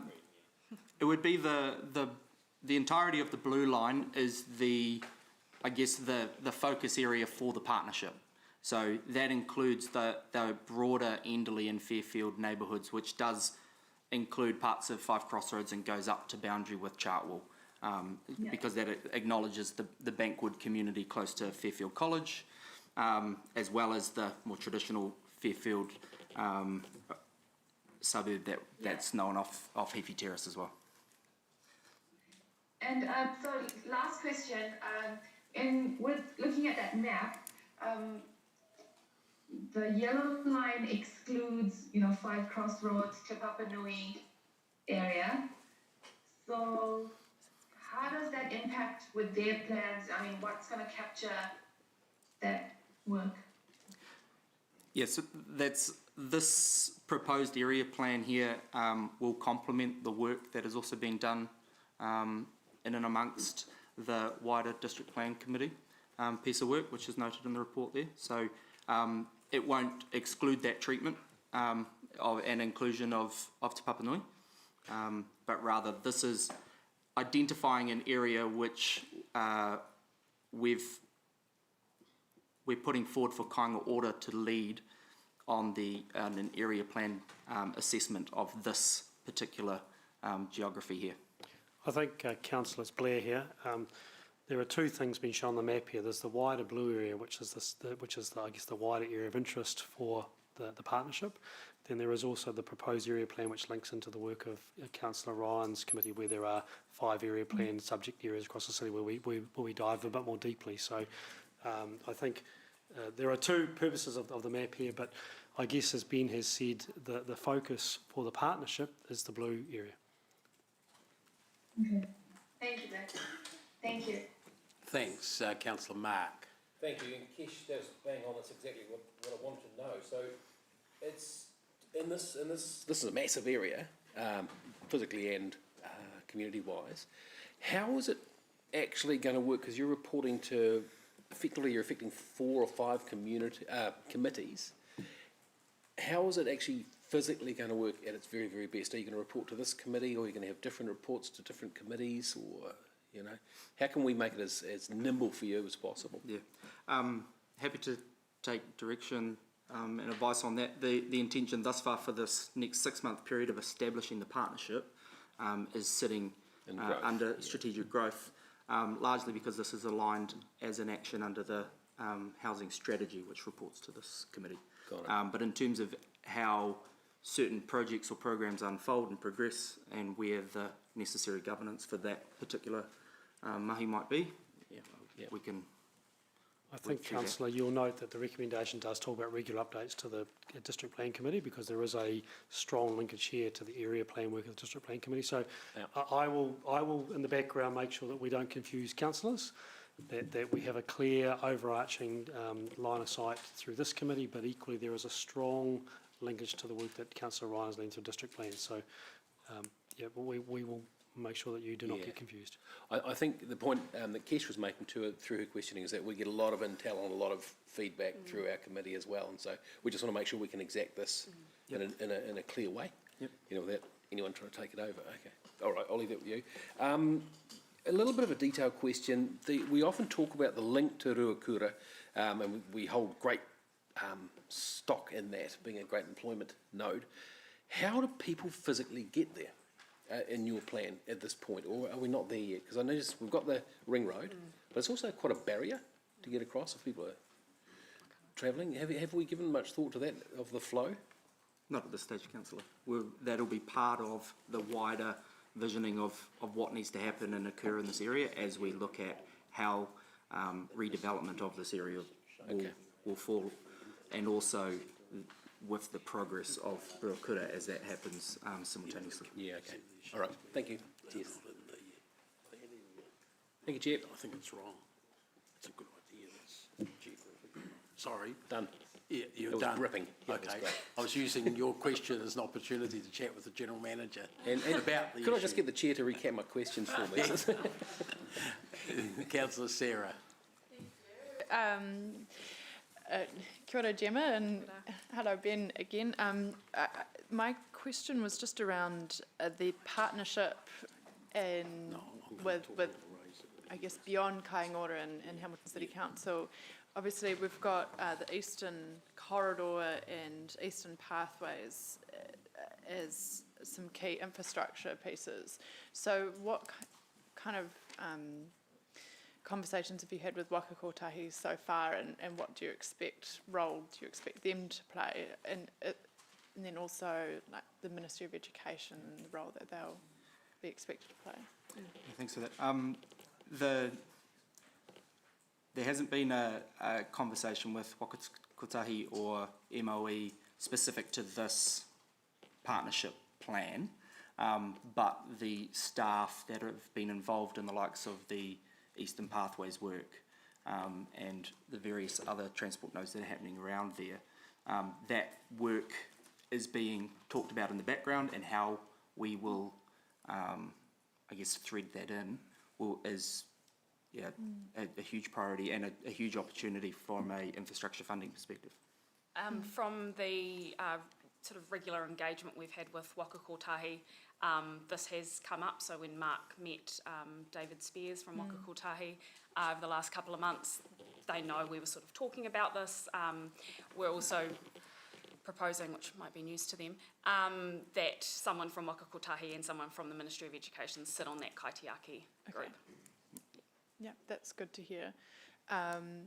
And the other question is, in terms of that Housing Acceleration Fund, what support is Kaingora? I guess you're in a funny position where We you're administer assessing it, them, so. yeah, but then you're also a partner within this development, so how does that work in terms of the application, and what is Kaingora supportive of this application in terms of being a partner?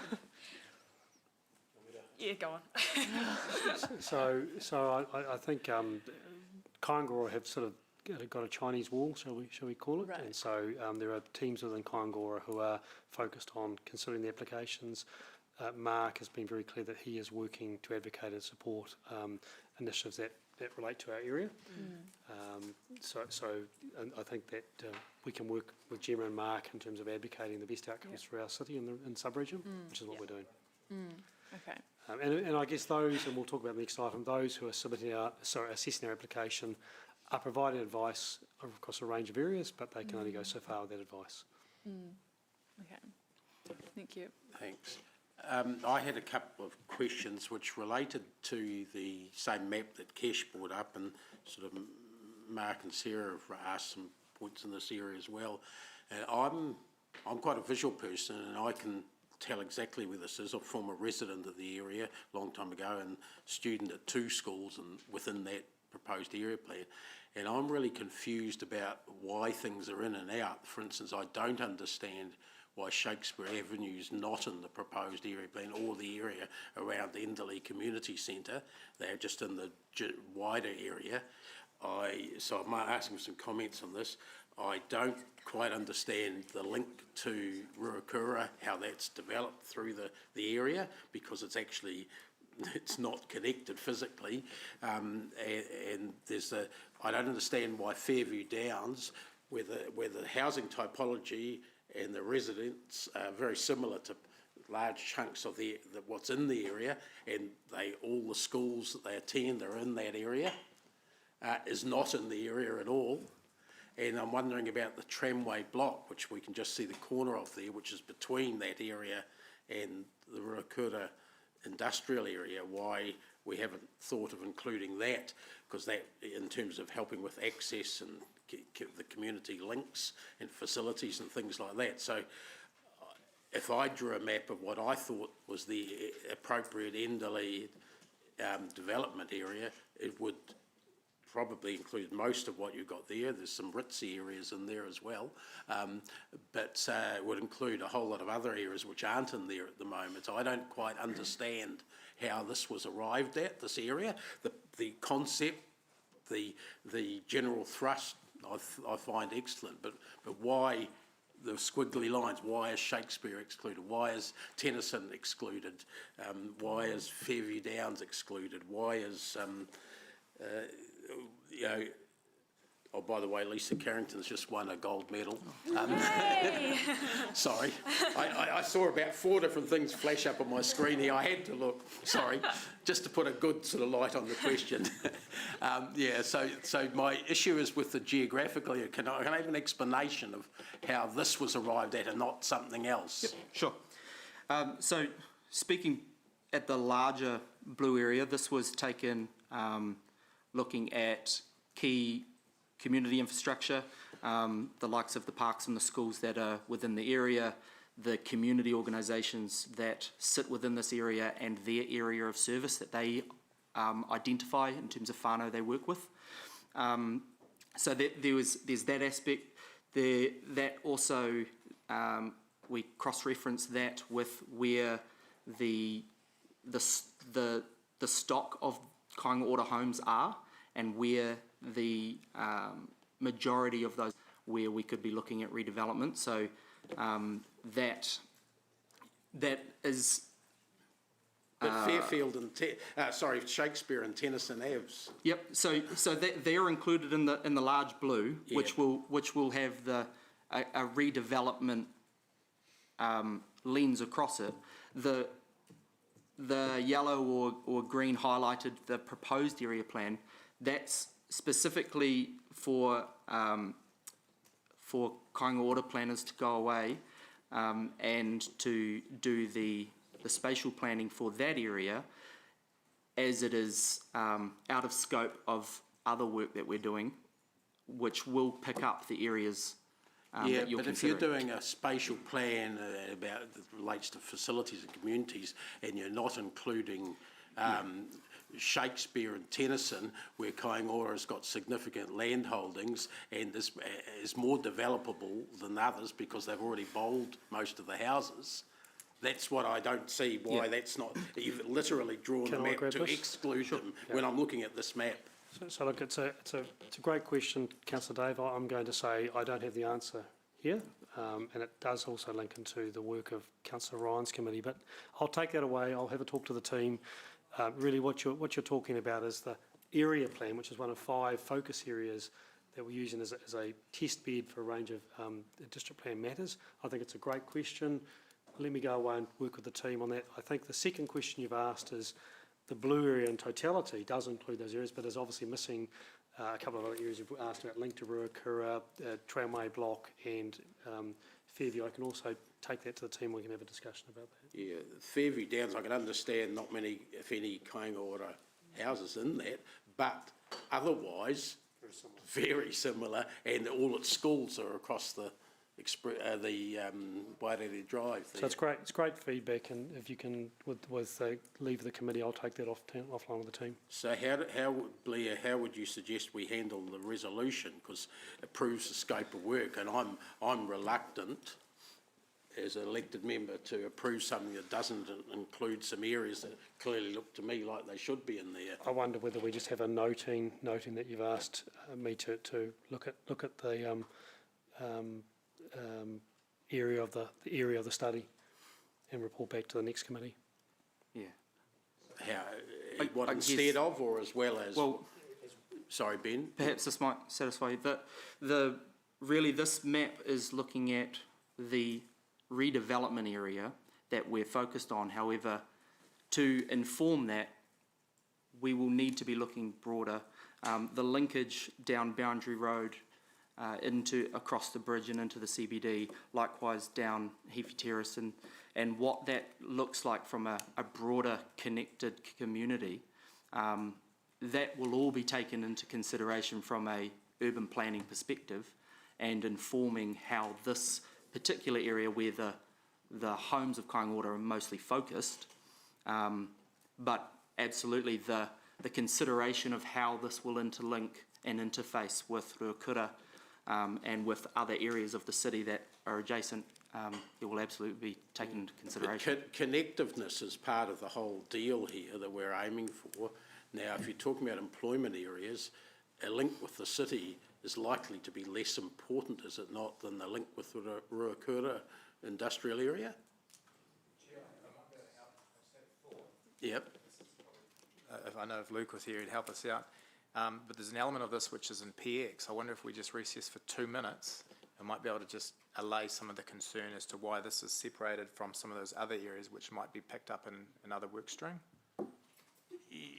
Yeah, though my concern is about this particular spatial plan. I mean, I don't see how you can develop Enderley without having some of those surrounding areas. Otherwise, you've got Fairview Downs left out of the picture, tiny wee suburb all by itself with nothing, literally. But I think it's got a soccer field. Yeah. I think the hard-lined boundaries of the map aren't to be taken so literally that this side of the road gets considered and that side doesn't, but rather at some point a line needs to be drawn, and those are common roads that create, I guess, natural corridors and natural boundaries. But yeah, the way in which they interact and the neighbourhood outside of the hard line is that all will be considered and is part of the planning process. Well, look, why don't we take a break for 10 minutes for afternoon tea while staff they've got some thoughts on that. I don't want to do that and have a bit of a discussion. I'll just check that. Are there any other questions? If not, when we come back, we'll have a proposed resolution and a debate on that. Is all right? So we'll break until 5 to 3.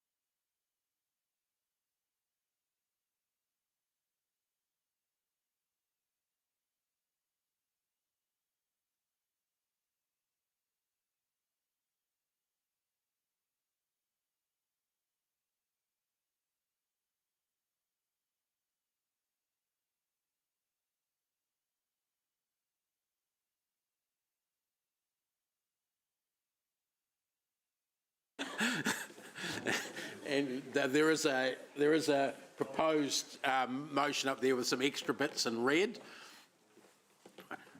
which are called the keep the chair happy bits. Blair, would you like to explain your thinking behind those changes? Perhaps might be the story.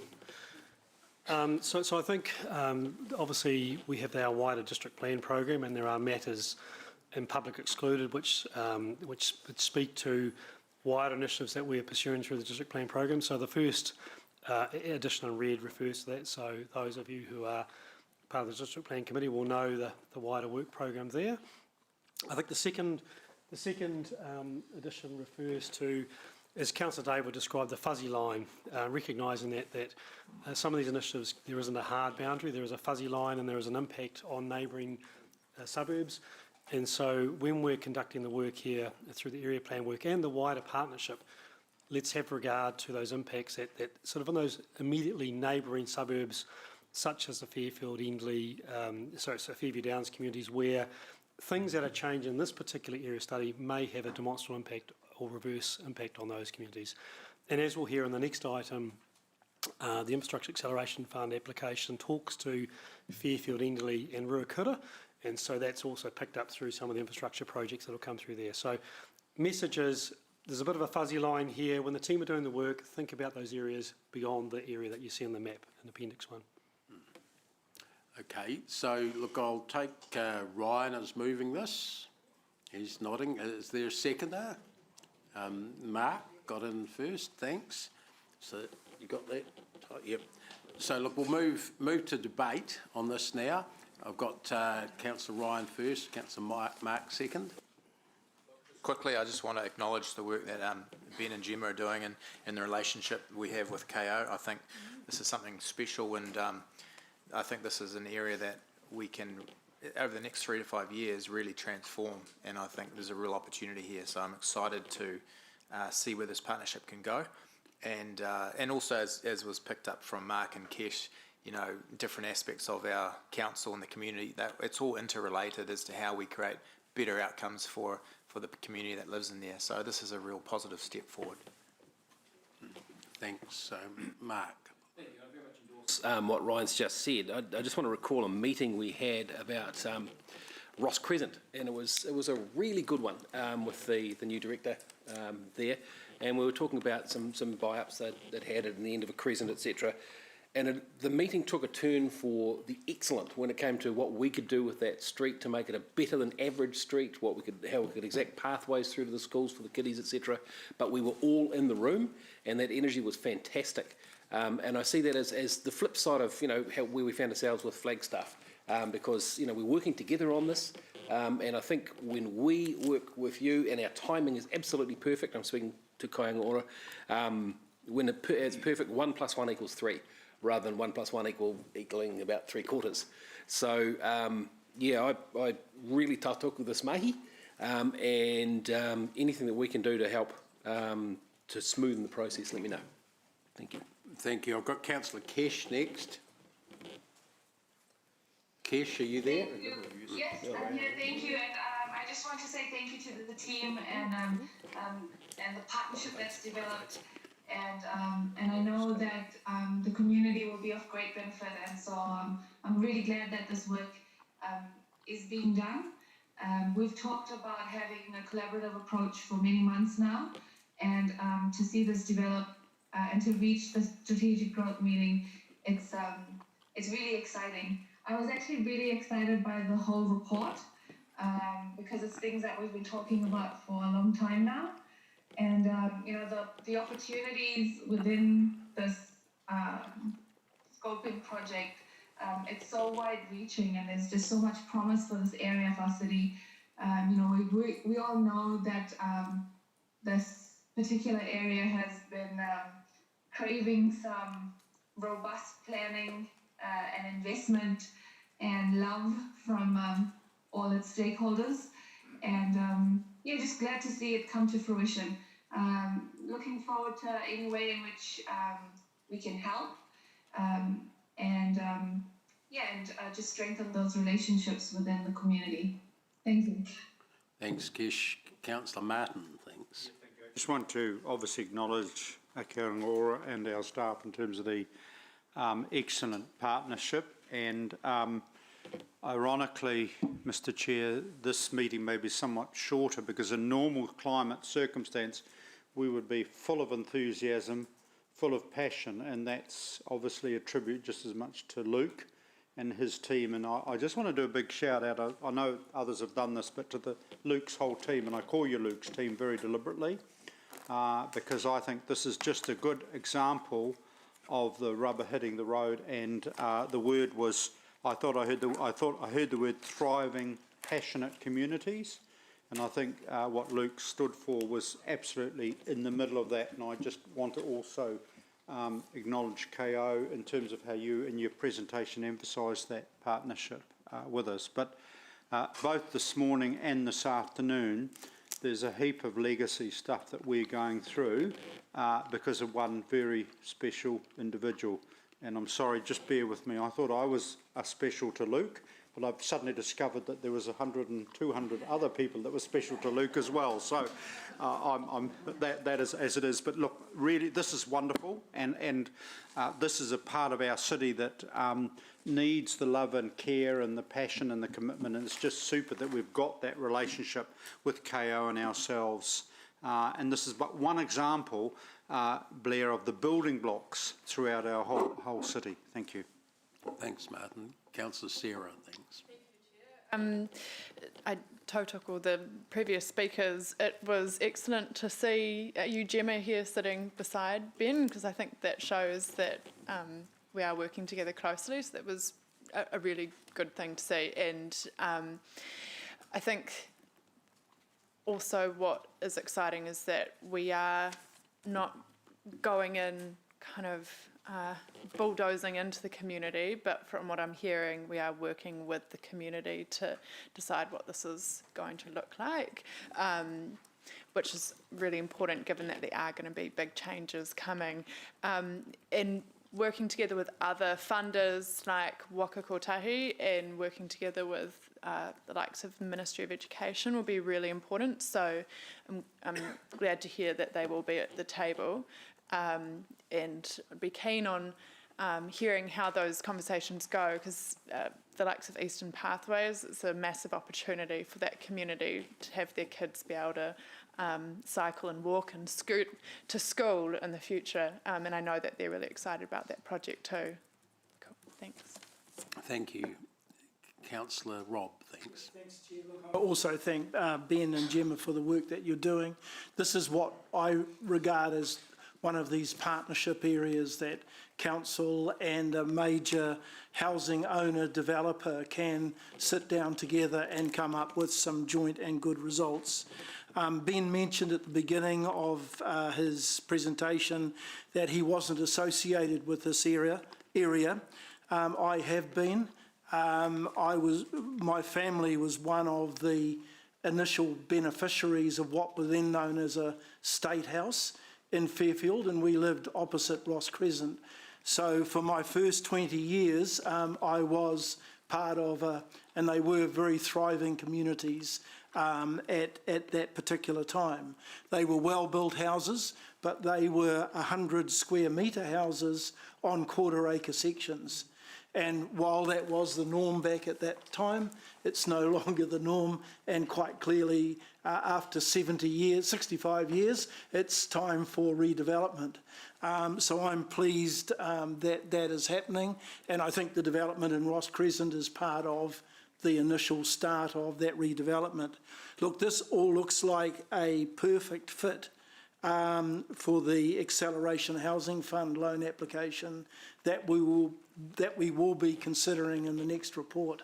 And I would be very surprised if central government didn't seriously consider us and Kāinga doing a joint development in what's needed to get this particular housing development up and running. Thank you. Thanks. Councillor Maxine. Yeah, thank you. And I share the good words fellow councillors and look at the language that's being used in this paper around partnership, collaboration, kaitiaki group, being community-led by involving and taking up the aspirations of our community to be able to deliver on those great foundations. And I see this as the future of the way that we're working, and that any funding request that we put up that's coupled with it can only be seen in a really positive light with the right foundations of that partnership. And so look forward to the fruition of the 6-month plan with the voices of that community held within it, and the work that will sit in behind it. I look forward to that being coming through to other parts of the community and having the fullness of their involvement. It will be really rich as well. And although it doesn't come without the challenges that it will face, I think that it's built on the right foundations. And so look forward to hearing about its success and development as it works through that. So thank you for the work that you've done so far, and we look forward to progress reports through whatever committee you see right. Thank you. Thanks. I'm going to just say a couple of words, but maybe start with a reflection that 4 years ago we would not have had the forerunner of Kāinga Ora, whatever alphabet soup name it had at that stage, in this room, presenting the report jointly with us, and having done the work behind the scenes. So that's one of the really big advances. We're starting to get that joined up approach from key government agencies working especially in the social services housing areas, so that's great. We'd like that in some more areas of endeavour as well. I think one of the things that concerned me was actually the map, clearly, but the fact that the map had all these hard lines in it, and streets were dividing lines, and gullies were dividing lines, and that. To me, when I look at communities within cities, I look at what are the high school areas of community. Fairfield College, key to this one. What are the primary school areas of community within that sort of patch? And there's some mistakes. Not mistakes, mistakes in this area because of that, in my opinion. I like the approach that Blair alluded to of fuzzy lines around the edge. I like also the approach in one of the maps that the Waikato Plan produced us, where they didn't just show what was happening in the middle of things, they showed what it was linked to and why it was linked to them. And I think that's important when we're looking at planning in areas like this. What is Fairfield, Enderley, Papanui linked to? What should it be linked to? How are we going to link it to the rest of the city in the future and all of those other endeavours? So I'd like to see a bit more thinking in that side of things as well when we're doing this sort of work. But otherwise, I certainly support the concepts here, and the way we're working together with Kāinga Ora is great. So that's my take. Ryan, your right of reply. Go on.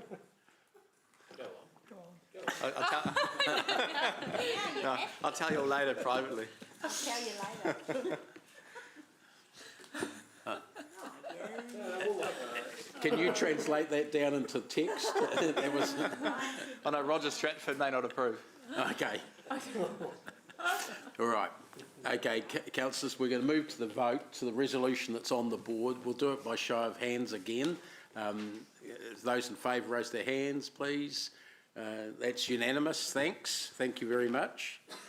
Thanks, Gemma and Ben, of course. We're going to the Infrastructure Acceleration Fund now. We've got Greg. Have you got your cap, Greg? Yeah, make DC's great again cap. I'm not DC's today. Oh, okay. Another fun. Okay. I can do other things. Okay, we've got the report from Greg. You lead off, thanks. Yeah, sure. Good afternoon, councillors. I'll take the report as read, but I'll just take a few minutes to introduce the item and provide an update, particularly given things are moving at pace and it's been a couple of weeks since the report was submitted.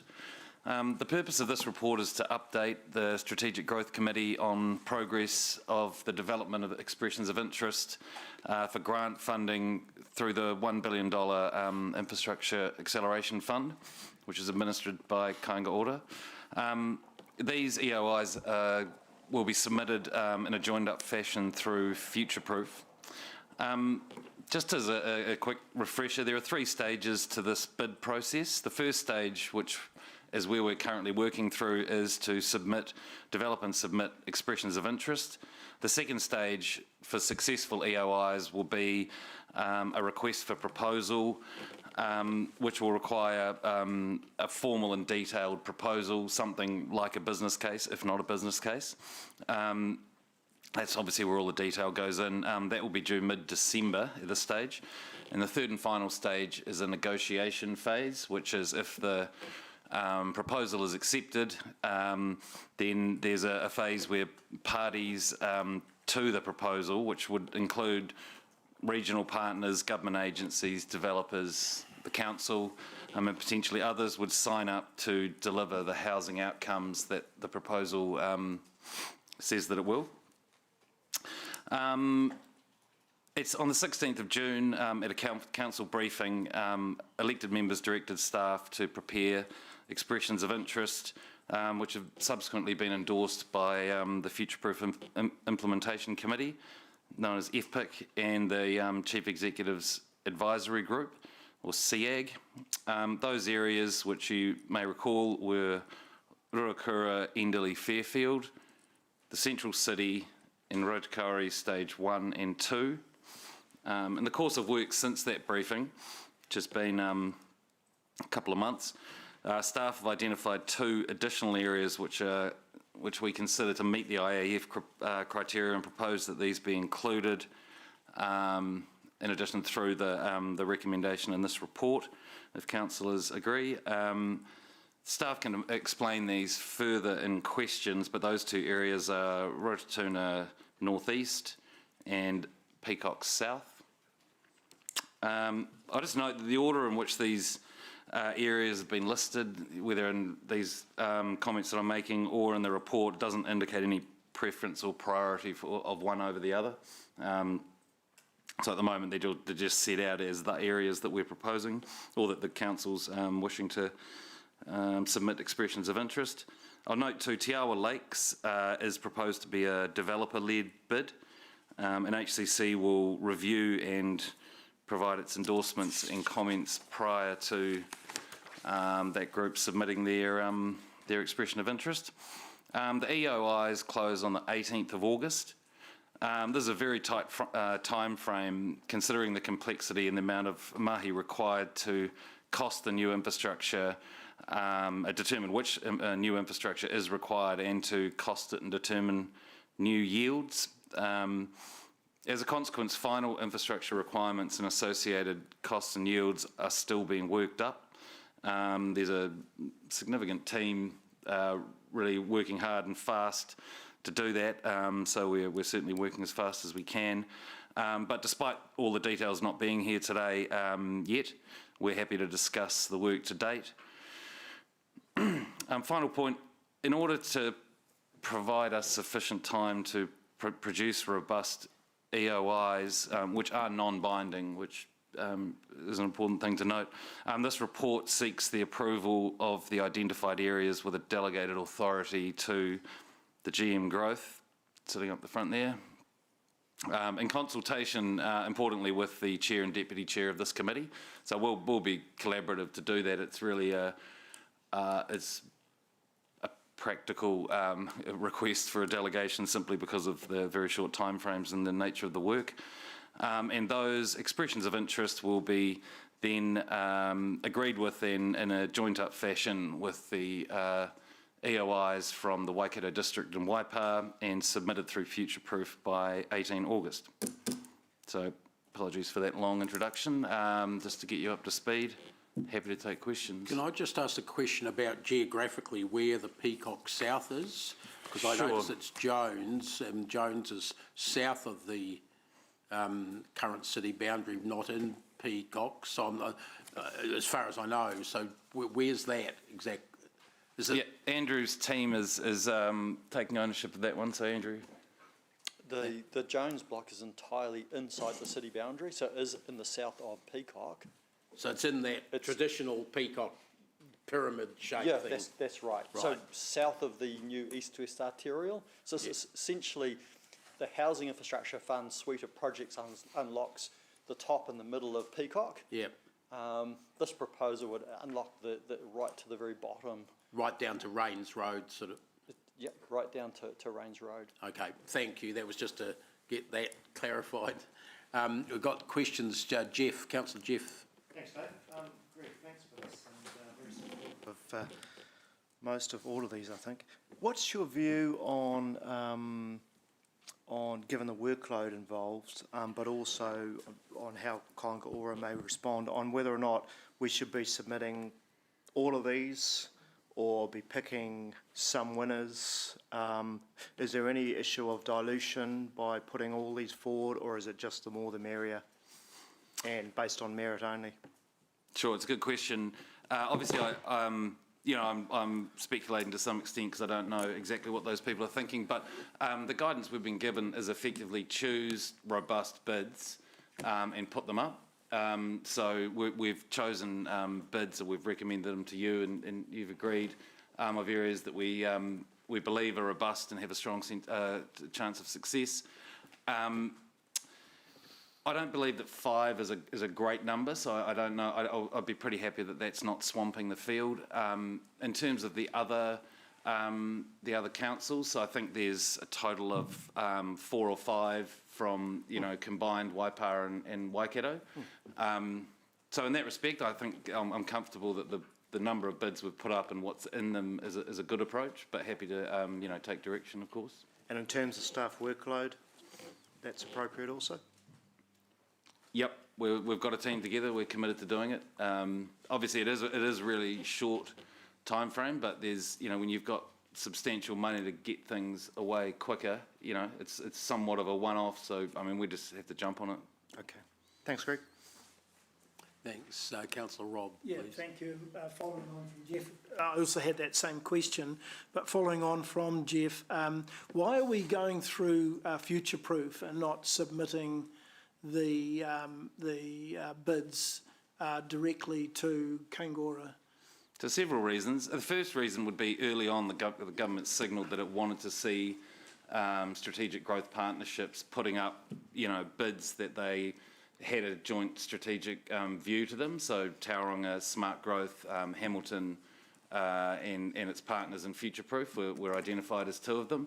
But we also, given the close work with the Metro Spatial Plan and the Hamilton to Auckland corridor, that in fact we want to be, joining up and taking a joint strategic approach. So I'd suggest that it's a good way to go. Also, just being in the work stream that's working together on these, there's I think there's a positive attitude, and there isn't sort of any negative competition going on. So.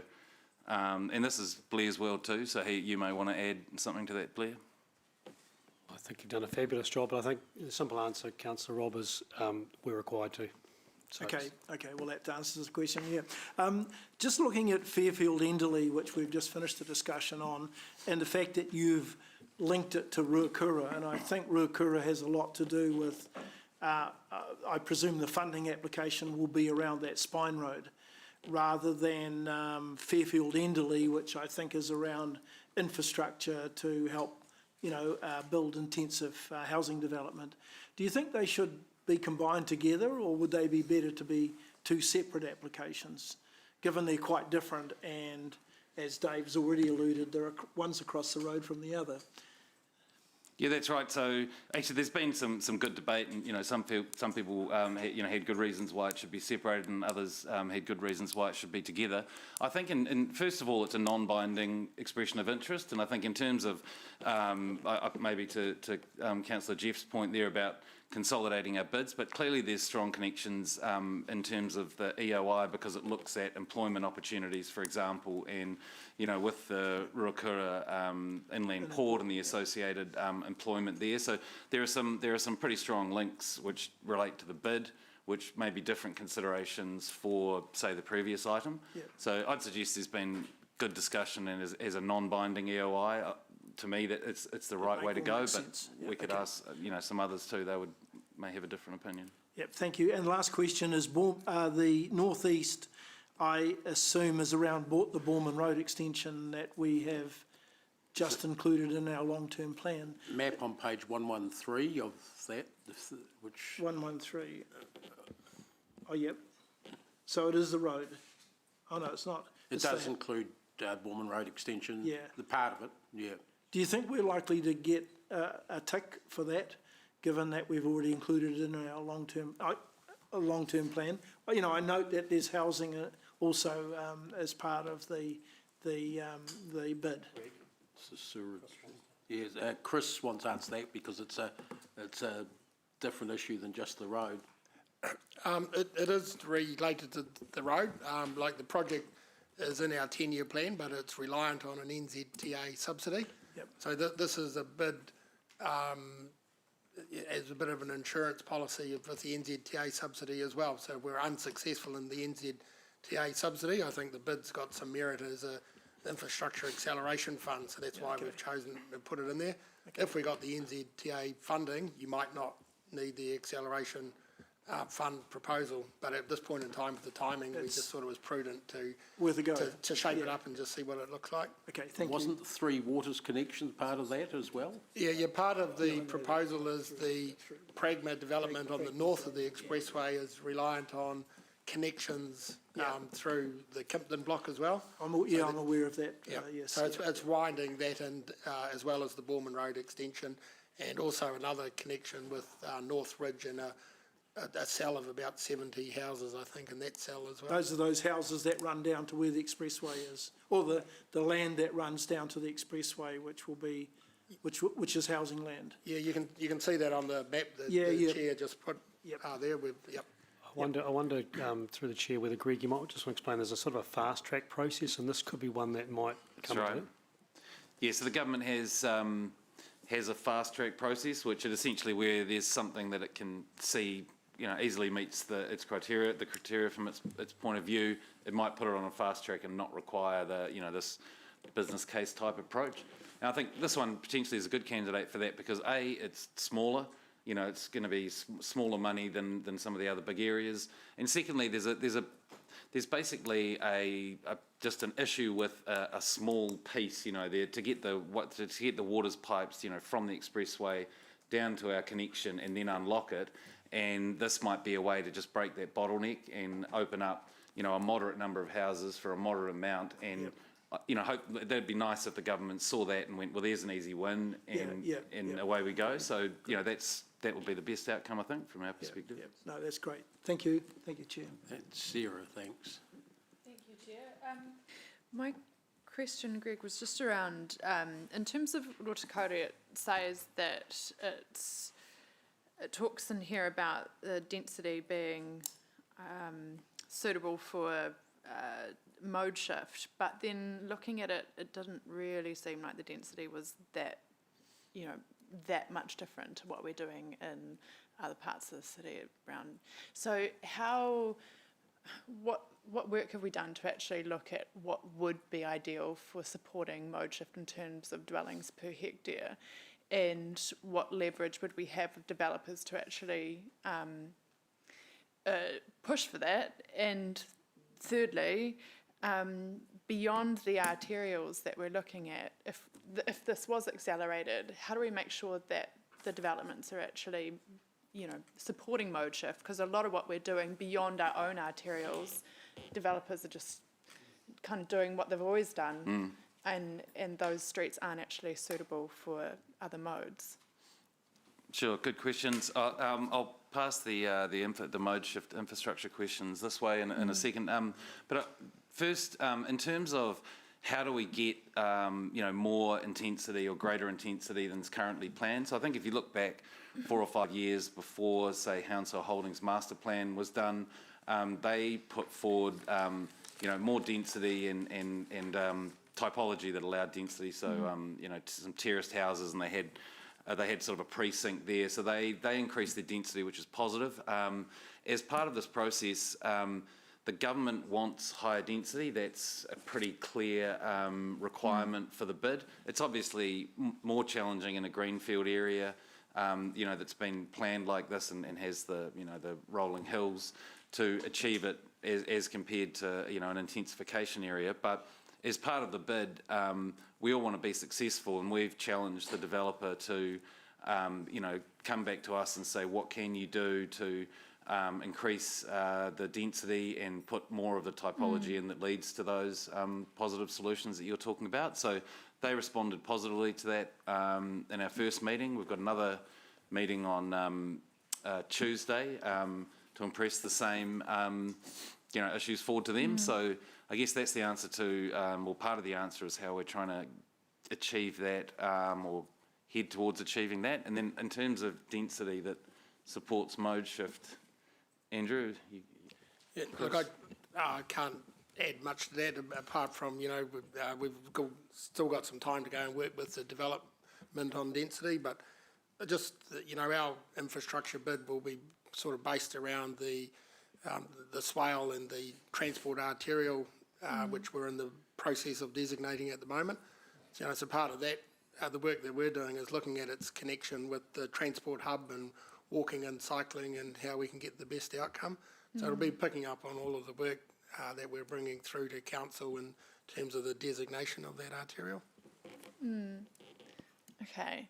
Would it be possible to follow up? I guess I'm personally very interested in what the right density is to at least have a good outcome in terms of making public transport and things workable, having high frequency public transport workable in the area, and just keen to understand, if then what we're doing is going to actually deliver that outcome. So what would be the best way to kind of follow up on that? I think, Greg, that's probably a matter for beyond the expression of interest. That's probably something to explore at the next stage of the process, Sarah. And it's linked into the wider considerations that we're working through District Planning Committee and some of the other initiatives that are the wider activities of Council. So at this stage, what Greg is trying to do is to provide enough of a descriptor to get us through the first gate. And I guess, in the case, I think it was Rotokari you're referring to, describe the possibilities and the linkages and the aspirations and how it ties back into the existing investments we have in terms of public transport mode shift in that particular area. Yeah. Well. Yes, and one thing we can do is, and we're doing it in other bids, is trying to set out what the council could do in terms of non-financial methods to achieve the housing outcomes. So we will have at least in the bid that we will be investigating different, what are there mechanisms available to us to, achieve high density out there as part of this proposal. So that's something that I'll put in there. Okay, thank you. You finished? No, you don't sound like you're finished. I might follow up with you later. Okay. I've got a question using the Rototuna North East map on page, Greg as an example, or Chris, page 113. I'm looking across the expressway at the Pragma Homes block, and I'm seeing 120 odd lots in there, which will be relatively affordable if they're like the ones further up north in the same area, and we'll probably have a number of young families and kids going to schools. And I'm thinking, well, where's the connection at the start with the underpass under the expressway that comes out at Rototuna High School and links you to the other schools quite easily, as opposed to driving around the long way?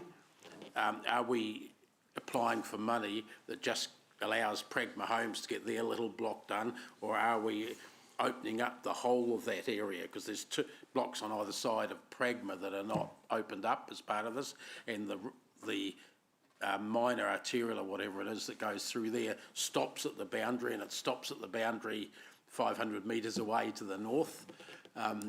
So what's the deal when we go for something like this? Do we have to show any connectiveness with the local community other than the old roads that have been there?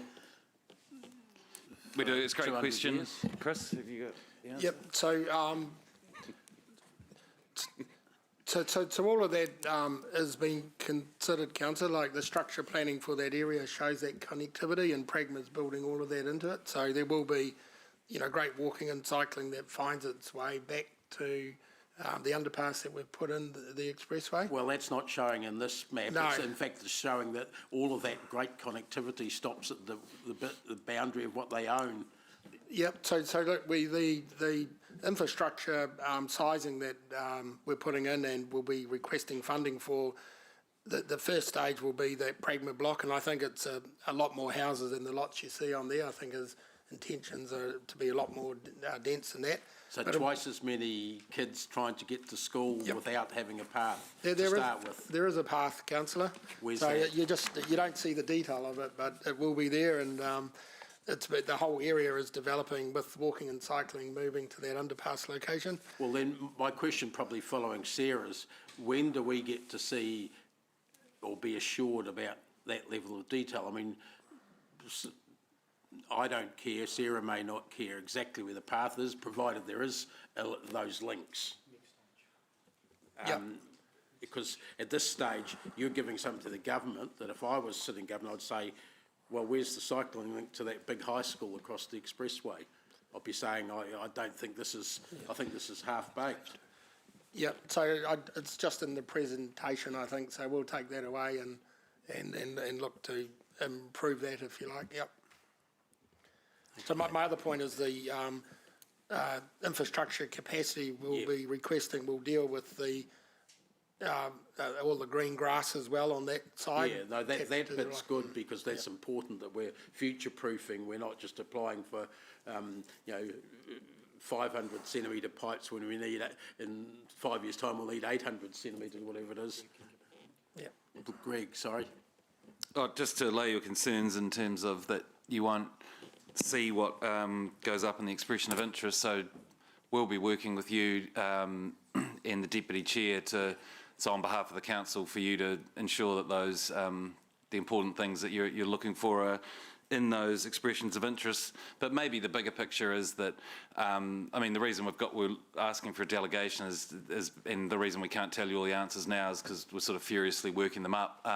But certainly, as I said earlier, non-binding, and there's a 3-month. If we are lucky enough, if we've get a request for proposal, then we've got 3 months to really seriously dig into this detail. So I get your concern, but I also think you'll have the opportunity to make sure that stuff's in the EOI, and then we'll see if we're successful. That's quite good. I like the way you guys have put it back on the elected members to make sure.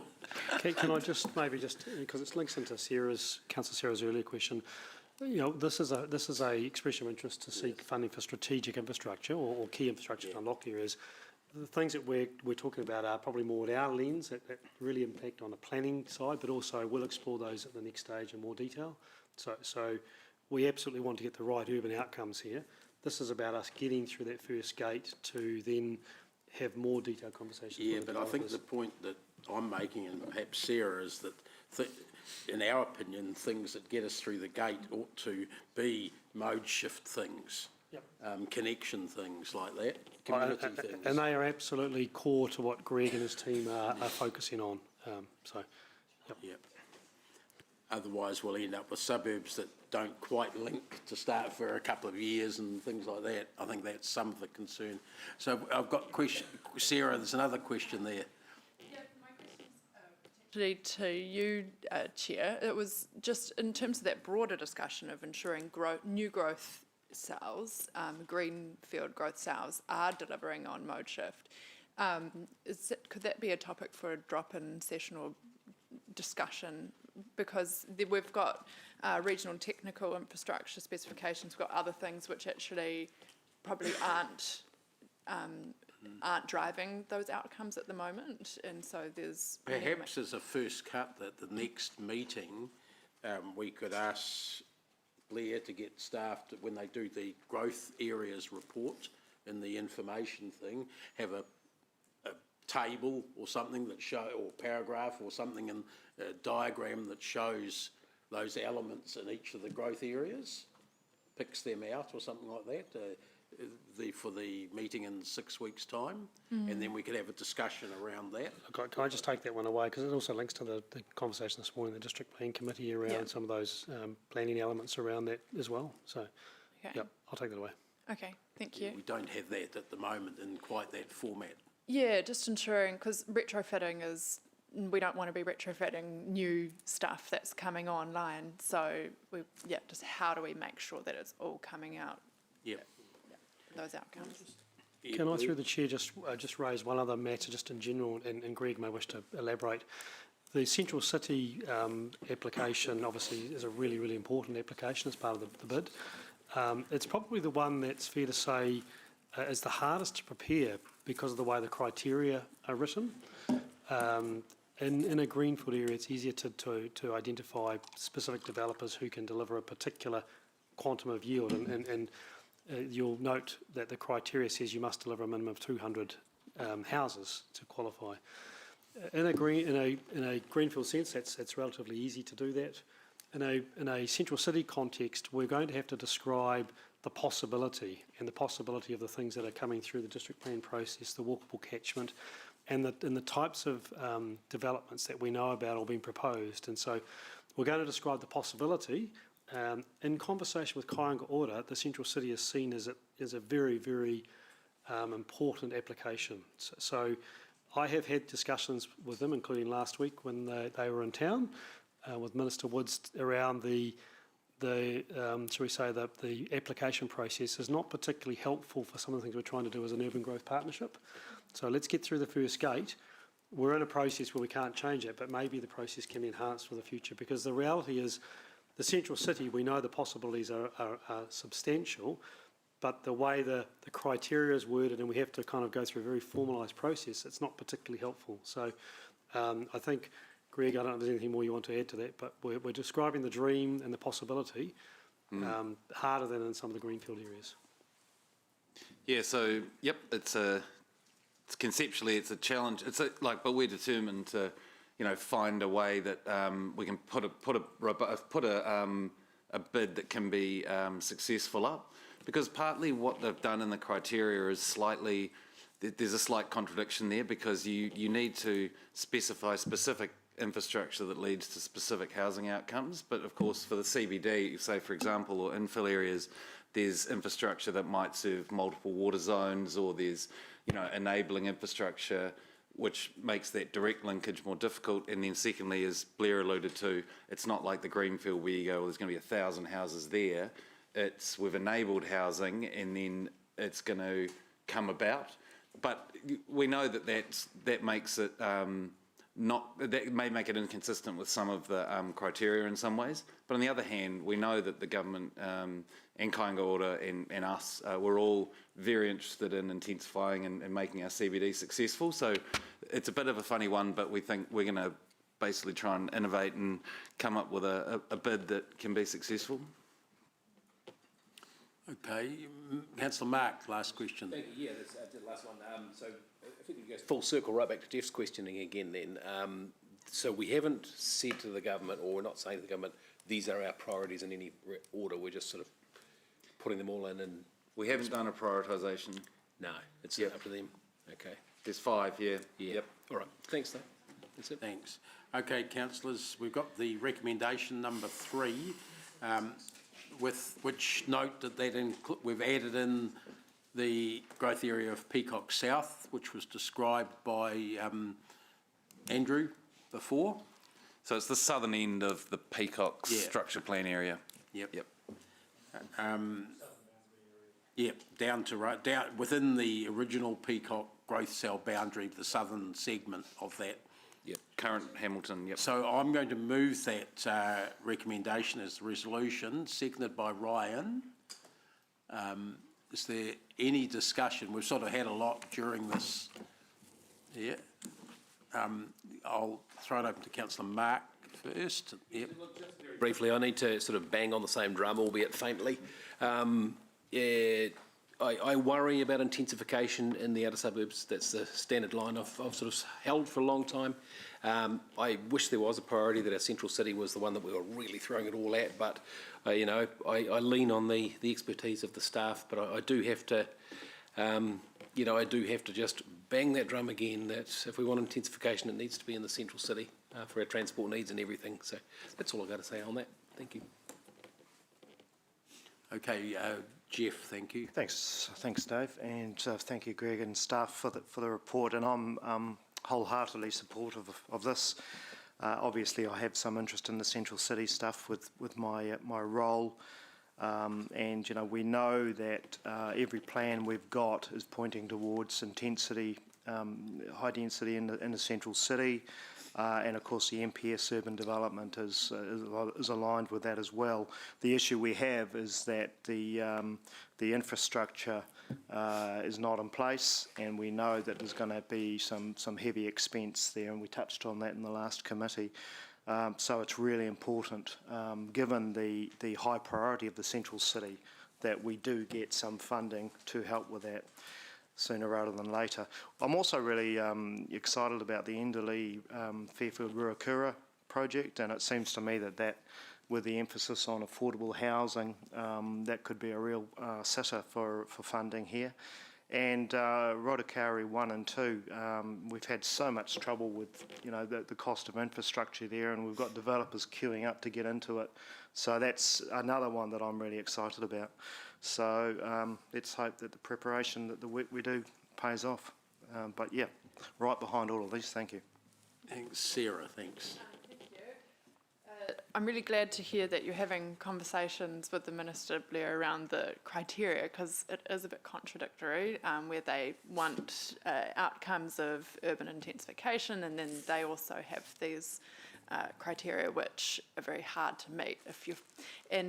And I would like to see us have investment in infrastructure in Central City, because we've heard recently that there's, to enable the intensification we want, we have a lot of catching up to do. So that's good to hear. In terms of Rotokauri, just very keen to see that we have the right densities, and we working with the developers, we're front-footing it to make sure that they are putting in infrastructure that is going to enable safe walking, cycling, scooting, public transport, because if we just focus on our lead infrastructure, then we're setting ourselves up to fail, because people actually have to get to that infrastructure. And the last thing we want to do is a whole heap more retrofitting in the future. So really, we should have a very clear plan as to how our new growth sales integrate with our biking micromobility program and our other public transport routes coming online. Thanks. I'm just going to say a couple of words, but the first ones will be that we've won another gold medal with Lisa Carrington. Second one. I was saying, hurry up and finish, Sarah, so I can tell people before they find out. Which two? That was the pair, the canoe pair. Megan can multitask, didn't you know, Bunty? What about the boxing? Only a bronze, sorry. But Sarah, I think Sarah made a good point. It's all very well intensifying in the central city and in existing older suburbs, but if we don't make sure that it's done right for once in the greenfields, which is 40 to 50% of our residential growth, then we're going to be cursed by future generations around this table for not having done it right back at the start. So let's do, for once, get that part of it right, as well as fixing some of the mistakes and some of the tired old parts of the city. I think that's where this is heading. We're making sure that we get the whole city right. We can't do it all at once, but we make darn sure we're not wasting money now that doesn't lead to huge costs for the city in the future, like we're facing now for some of that retrofitting. I think this is great that the government has recognised this, has put up this fund. There's going to be a few glitches and rough edges, as Blair's described about that. But I think because we're in the sort of leading point of the salient sort of going for this fund, we'll get listened to more by government at the moment, the way things are going in this sort of area. And I think those the improvements we want are going to be more likely to get through because we're buying in rather than standing outside and throwing bricks like a couple of councils on the Three Waters thing are, for instance. So that's the right of reply. We're going to move to the vote now, as on the board, with Peacock South added to the resolution on the book. If that's right of reply been had. So those in you're. I don't speak often. I wanted to vote. Okay, we'll let you vote. Those in favour, please raise their hands. Have we got? It's all on. Yeah, those against that. No, that's carried unanimously. Thank you. All right, councillors, we're. Yeah, the growth programs report. Now, I wanted to give some, because Selwyn and sorry, Diane. Yes, sorry, I was trying to remember her name. Sorry, because Selwyn and Diane made a submission. I wanted to make sure that we did them the courtesy of getting a response in public. There's Tal there down the back. Could you maybe come up and? Is it you? Who are you sending up Andrew to? Is this tag team? You tag. Right. Okay. No, I think so. Exactly.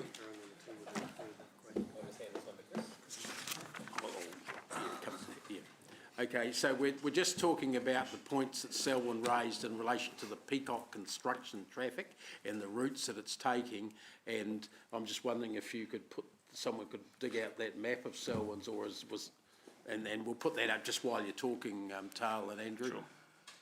Just give us a bit of a response, and then I'll just have questions. We're not going to make any decisions here. Sure. In fact, a lot of this may end up in infrastructure. I'm not sure. We'll see how we go.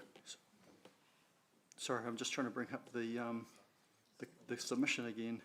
Well, there were 3 routes that he was talking about that introduced Beta, Fitzroy, and Fitzroy Dixon, and out the back via Rains Road. Yeah, so I guess to open up the works in the area, which I guess those 3 routes sort of culminate at, is a significant piece of work that's being undertaken within the city boundaries. It includes a substantial river crossing and new connection to the area, the major and minor arterial network, and all of the local road upgrades that come with opening up a growth cell. So it's a significant piece of work, probably the largest piece of infrastructure in one go that council's delivered. So it's very complex. Selwyn's right. You know, there is a lot of work that comes with that that's not maybe front of mind at the time when these contracts are let, but they're certainly front of mind for us as we plan our works, and we've put a lot of work into that. I've spent a bit of time talking with both Selwyn and Diane over the months, and look, they raised some really good points. They also point to the trucks are generally behaving, but there's a lot of them. So as a team, we've put a huge amount of effort into minimising those effects rather than specifically chasing a speeding truck, although we do that as well. Some of the specific questions Selwyn talked about was trying to reuse material on site to minimise the amount of construction traffic and specifically truck and trailers that we've generating from site. So the project itself is coming up to its probably most significant earthworks season. There's around 350,000 cubic metres of earth that needs to be moved as part of this project. We've managed to reuse over half of that, so around 220,000 cubic that isn't leaving site. It's being reused in various forms right from landscaping through to building the embankments for the approach to the river. So we've worked very hard with our geotech team to make that material be able to be used on site. And we're further exploring opportunities for reusing that, the balance of that where suitable, with adjacent developers to, say, smooth out some of their land to make it easier to develop. So we're actively looking at that. What that doesn't mean is there's no trucks though. And so the next stage for us is like, what do we do with those trucks? And so Selwyn talks about the effects of those trucks and the safety of those trucks on the local roads. So he's right, there's 3 routes. The majority of our material is going to the south as cut to waste, but there is other activities such as pipe deliveries and concrete materials and also the staff that come into and from site, which come and go from various different routes. But they are using sort of the most direct routes they can for the bulk hauling material. We've carried out we've got a construction traffic management plan in place, which includes, monitoring of the routes, a regular sort of drive along the routes to check for developing potholes, other sort of hazards that might come up, to generally keep informing the drivers and the operators of these machines. Notwithstanding that the environment can change, we have regular toolbox updates where that information is fed back to the truck drivers. We've recently had Cycle Action Waikato or Cycle Network team in to do a workshop with all of the truck drivers on how to manage cyclists on the roads, and that's specifically on the rural sections, which is the longer route, sort of on the right hand side of your map there, which is it does pass less houses, but it actually is a lot narrower and it's a higher speed and it has quite a high number of recreational cyclists on road.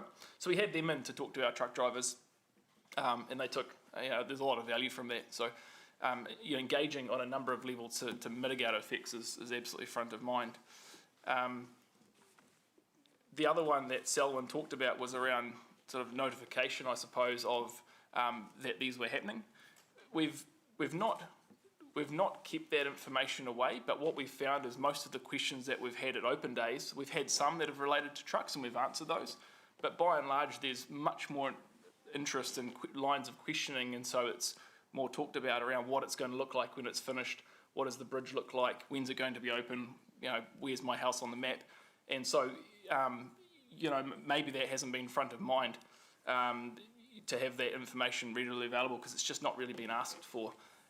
What we have done is reached out to the community. We have quite a substantial list of stakeholders.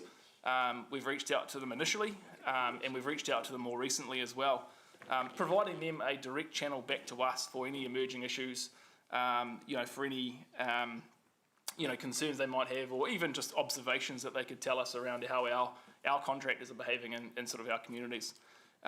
We haven't had any significant problems or feedback, but that channel is open and reasonably well known for the key community members. Thanks. Okay, we've got some questions. Now, remember, guys, we're not going to change anything here. We're just going to clarify stuff at this point. Mark, Jeff first, sorry. Thanks, Dave. Thanks, guys. I can remember a discussion about this, 18 months ago it might have been, and there was a suggestion then that there might be an alternative route. I can't remember if it was Peacock and Range Road or something like that, and the comment was made that was going to be more expensive. Is that what's happened here, that it was more expensive and so the cheaper route was taken? No, I think the comment 18 months ago was around whether council, what options council had to specify routes, and potentially you could pay extra for doing that.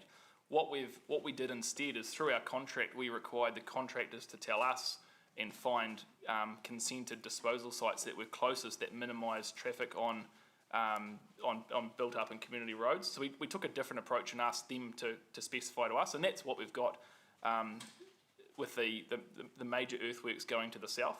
So we effectively achieved that through a different way rather than instructing the contractor. So the conversation at the time was about how we could instruct a contractor, but we did it a different way and got a similar outcome. So given that these trucks are going through residential streets and causing some disruption, are you happy that was the correct course of action? So there's 3 roads into the area, and we, Selwyn quite rightly talks to at peak times, those are busy with people that are coming from out of town to try and skirt around State Highway 3 roundabouts and get to work through roads that are not appropriate. And so that talks to, why we're trying to build this arterial network to get the right traffic onto the right roads. So we think that we're putting the trucks in the most appropriate and spreading them relative to the right activities as far as we can. And as soon as the bridge is in place and those roads leading up to it in place, that provides a much better avenue to get those trucks out. So they are existing roads. We're working quite closely with our transport team and also Infrastructure Alliance to, pick up where there might be demand for extra pedestrian crossings, where there might be some parking improvements made to improve sight lines or something like that. So there's an active consideration about the content along the routes, but they are roads and they are we're able to operate within the road rules on those. Thanks, Dave. Thanks.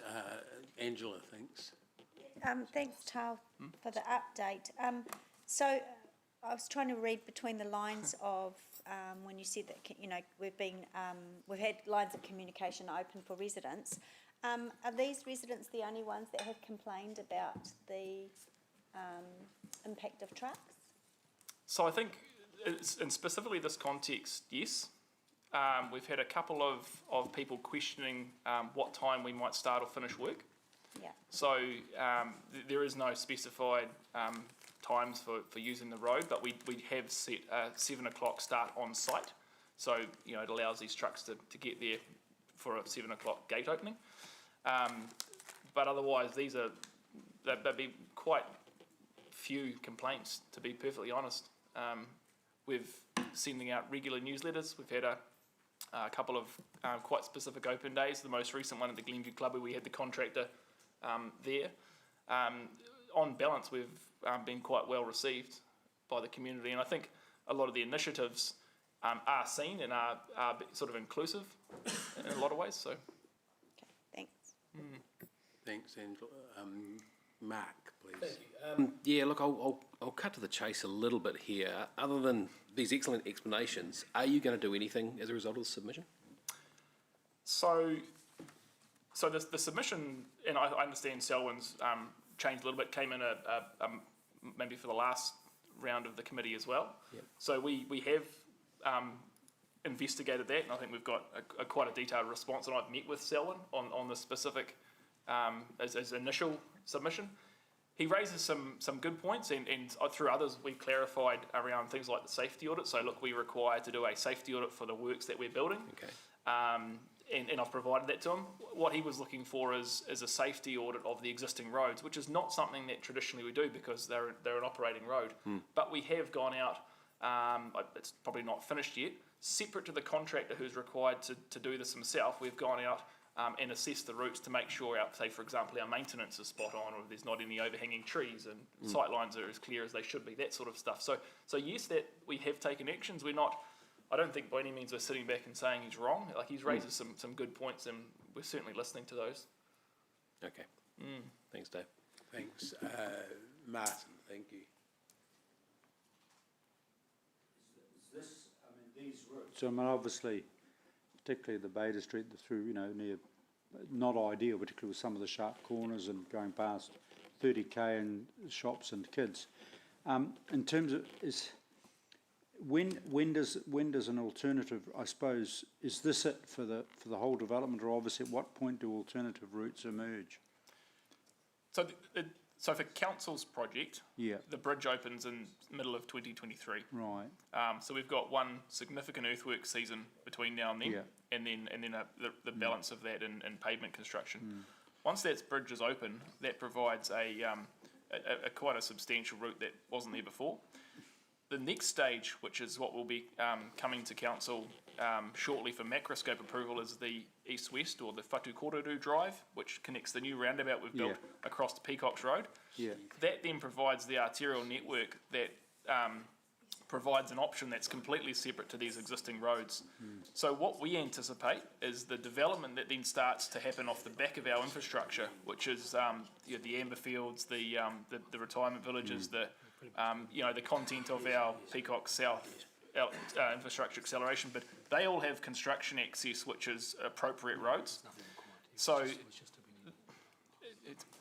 our works will continue on these roads until the bridge is in place. From then on, there's good alternatives in place.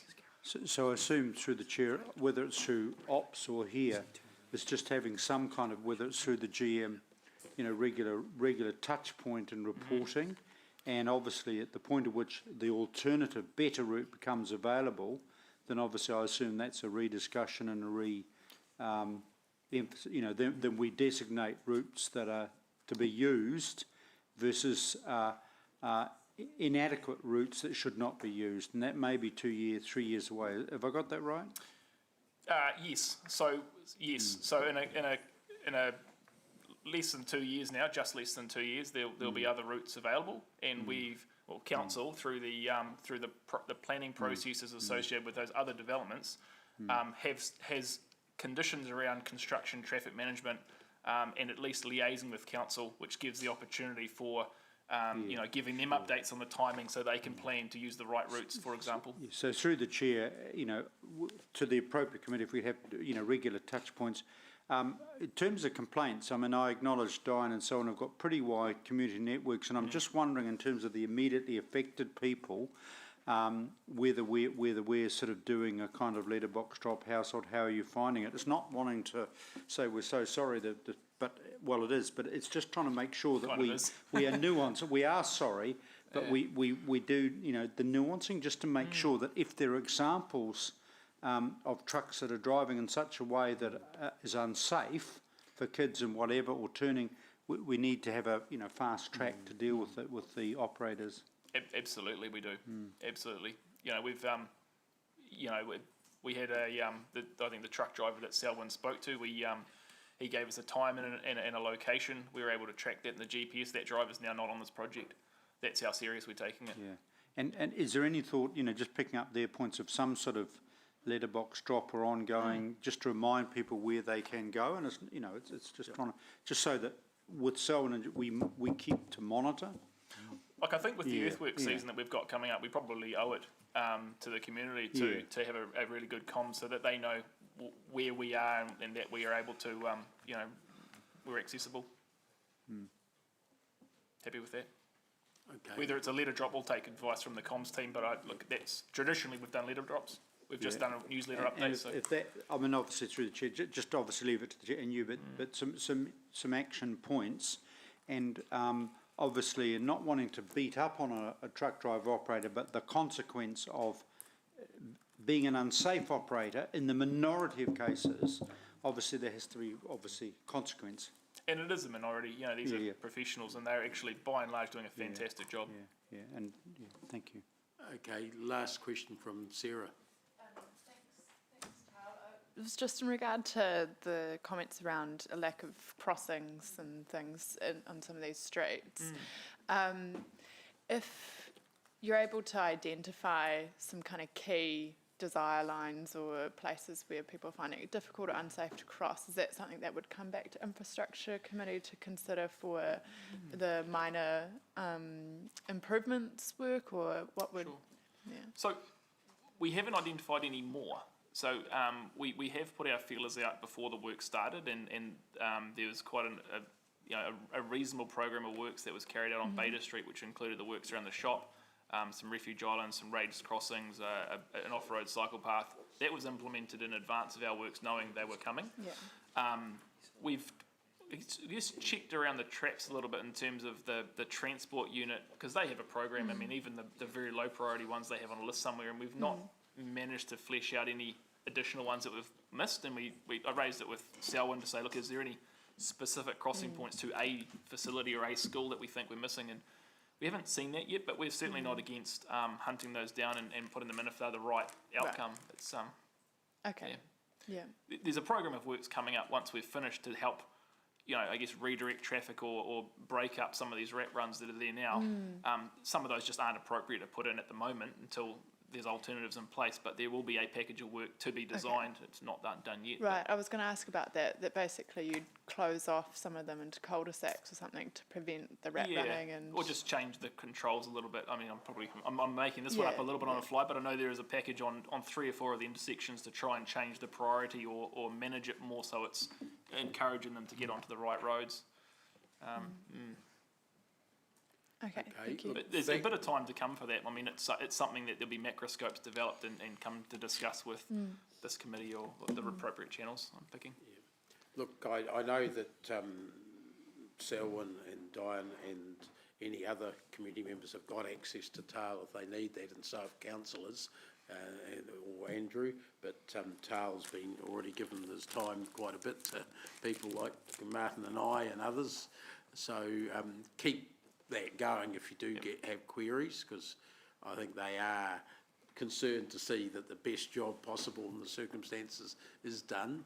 And long may those alternate routes, like the east-west one through the Shores Bird Park and other ones like that, become alternatives that can actually be used. But thanks very much for that. Councillors, I've had no issues raised with me that people want to ask questions about here. I just draw your attention to attachment 3, which is the growth programs update as outlined in the Chair's report.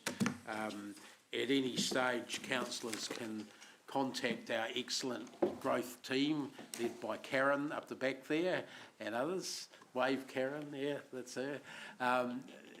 You contact her for clarification on any of those points.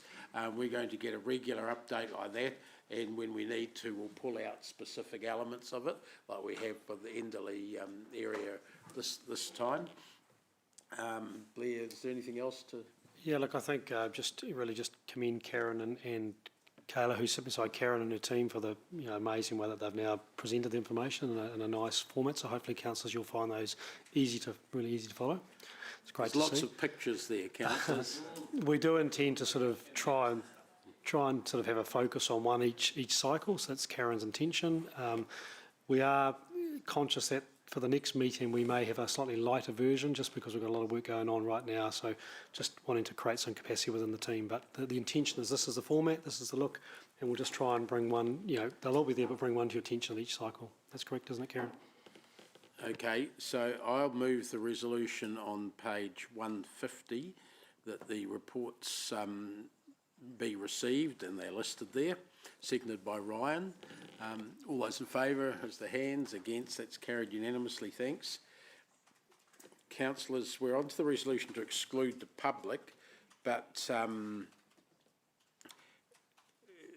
Councillor Robb has raised an issue as to why C4, is it? Yeah, C4 is in public excluded, and Blair's got some information just on the reasoning behind that, not the detail of the actual there. So Blair, do you want to just make comment on that before we go to the resolution to exclude the public?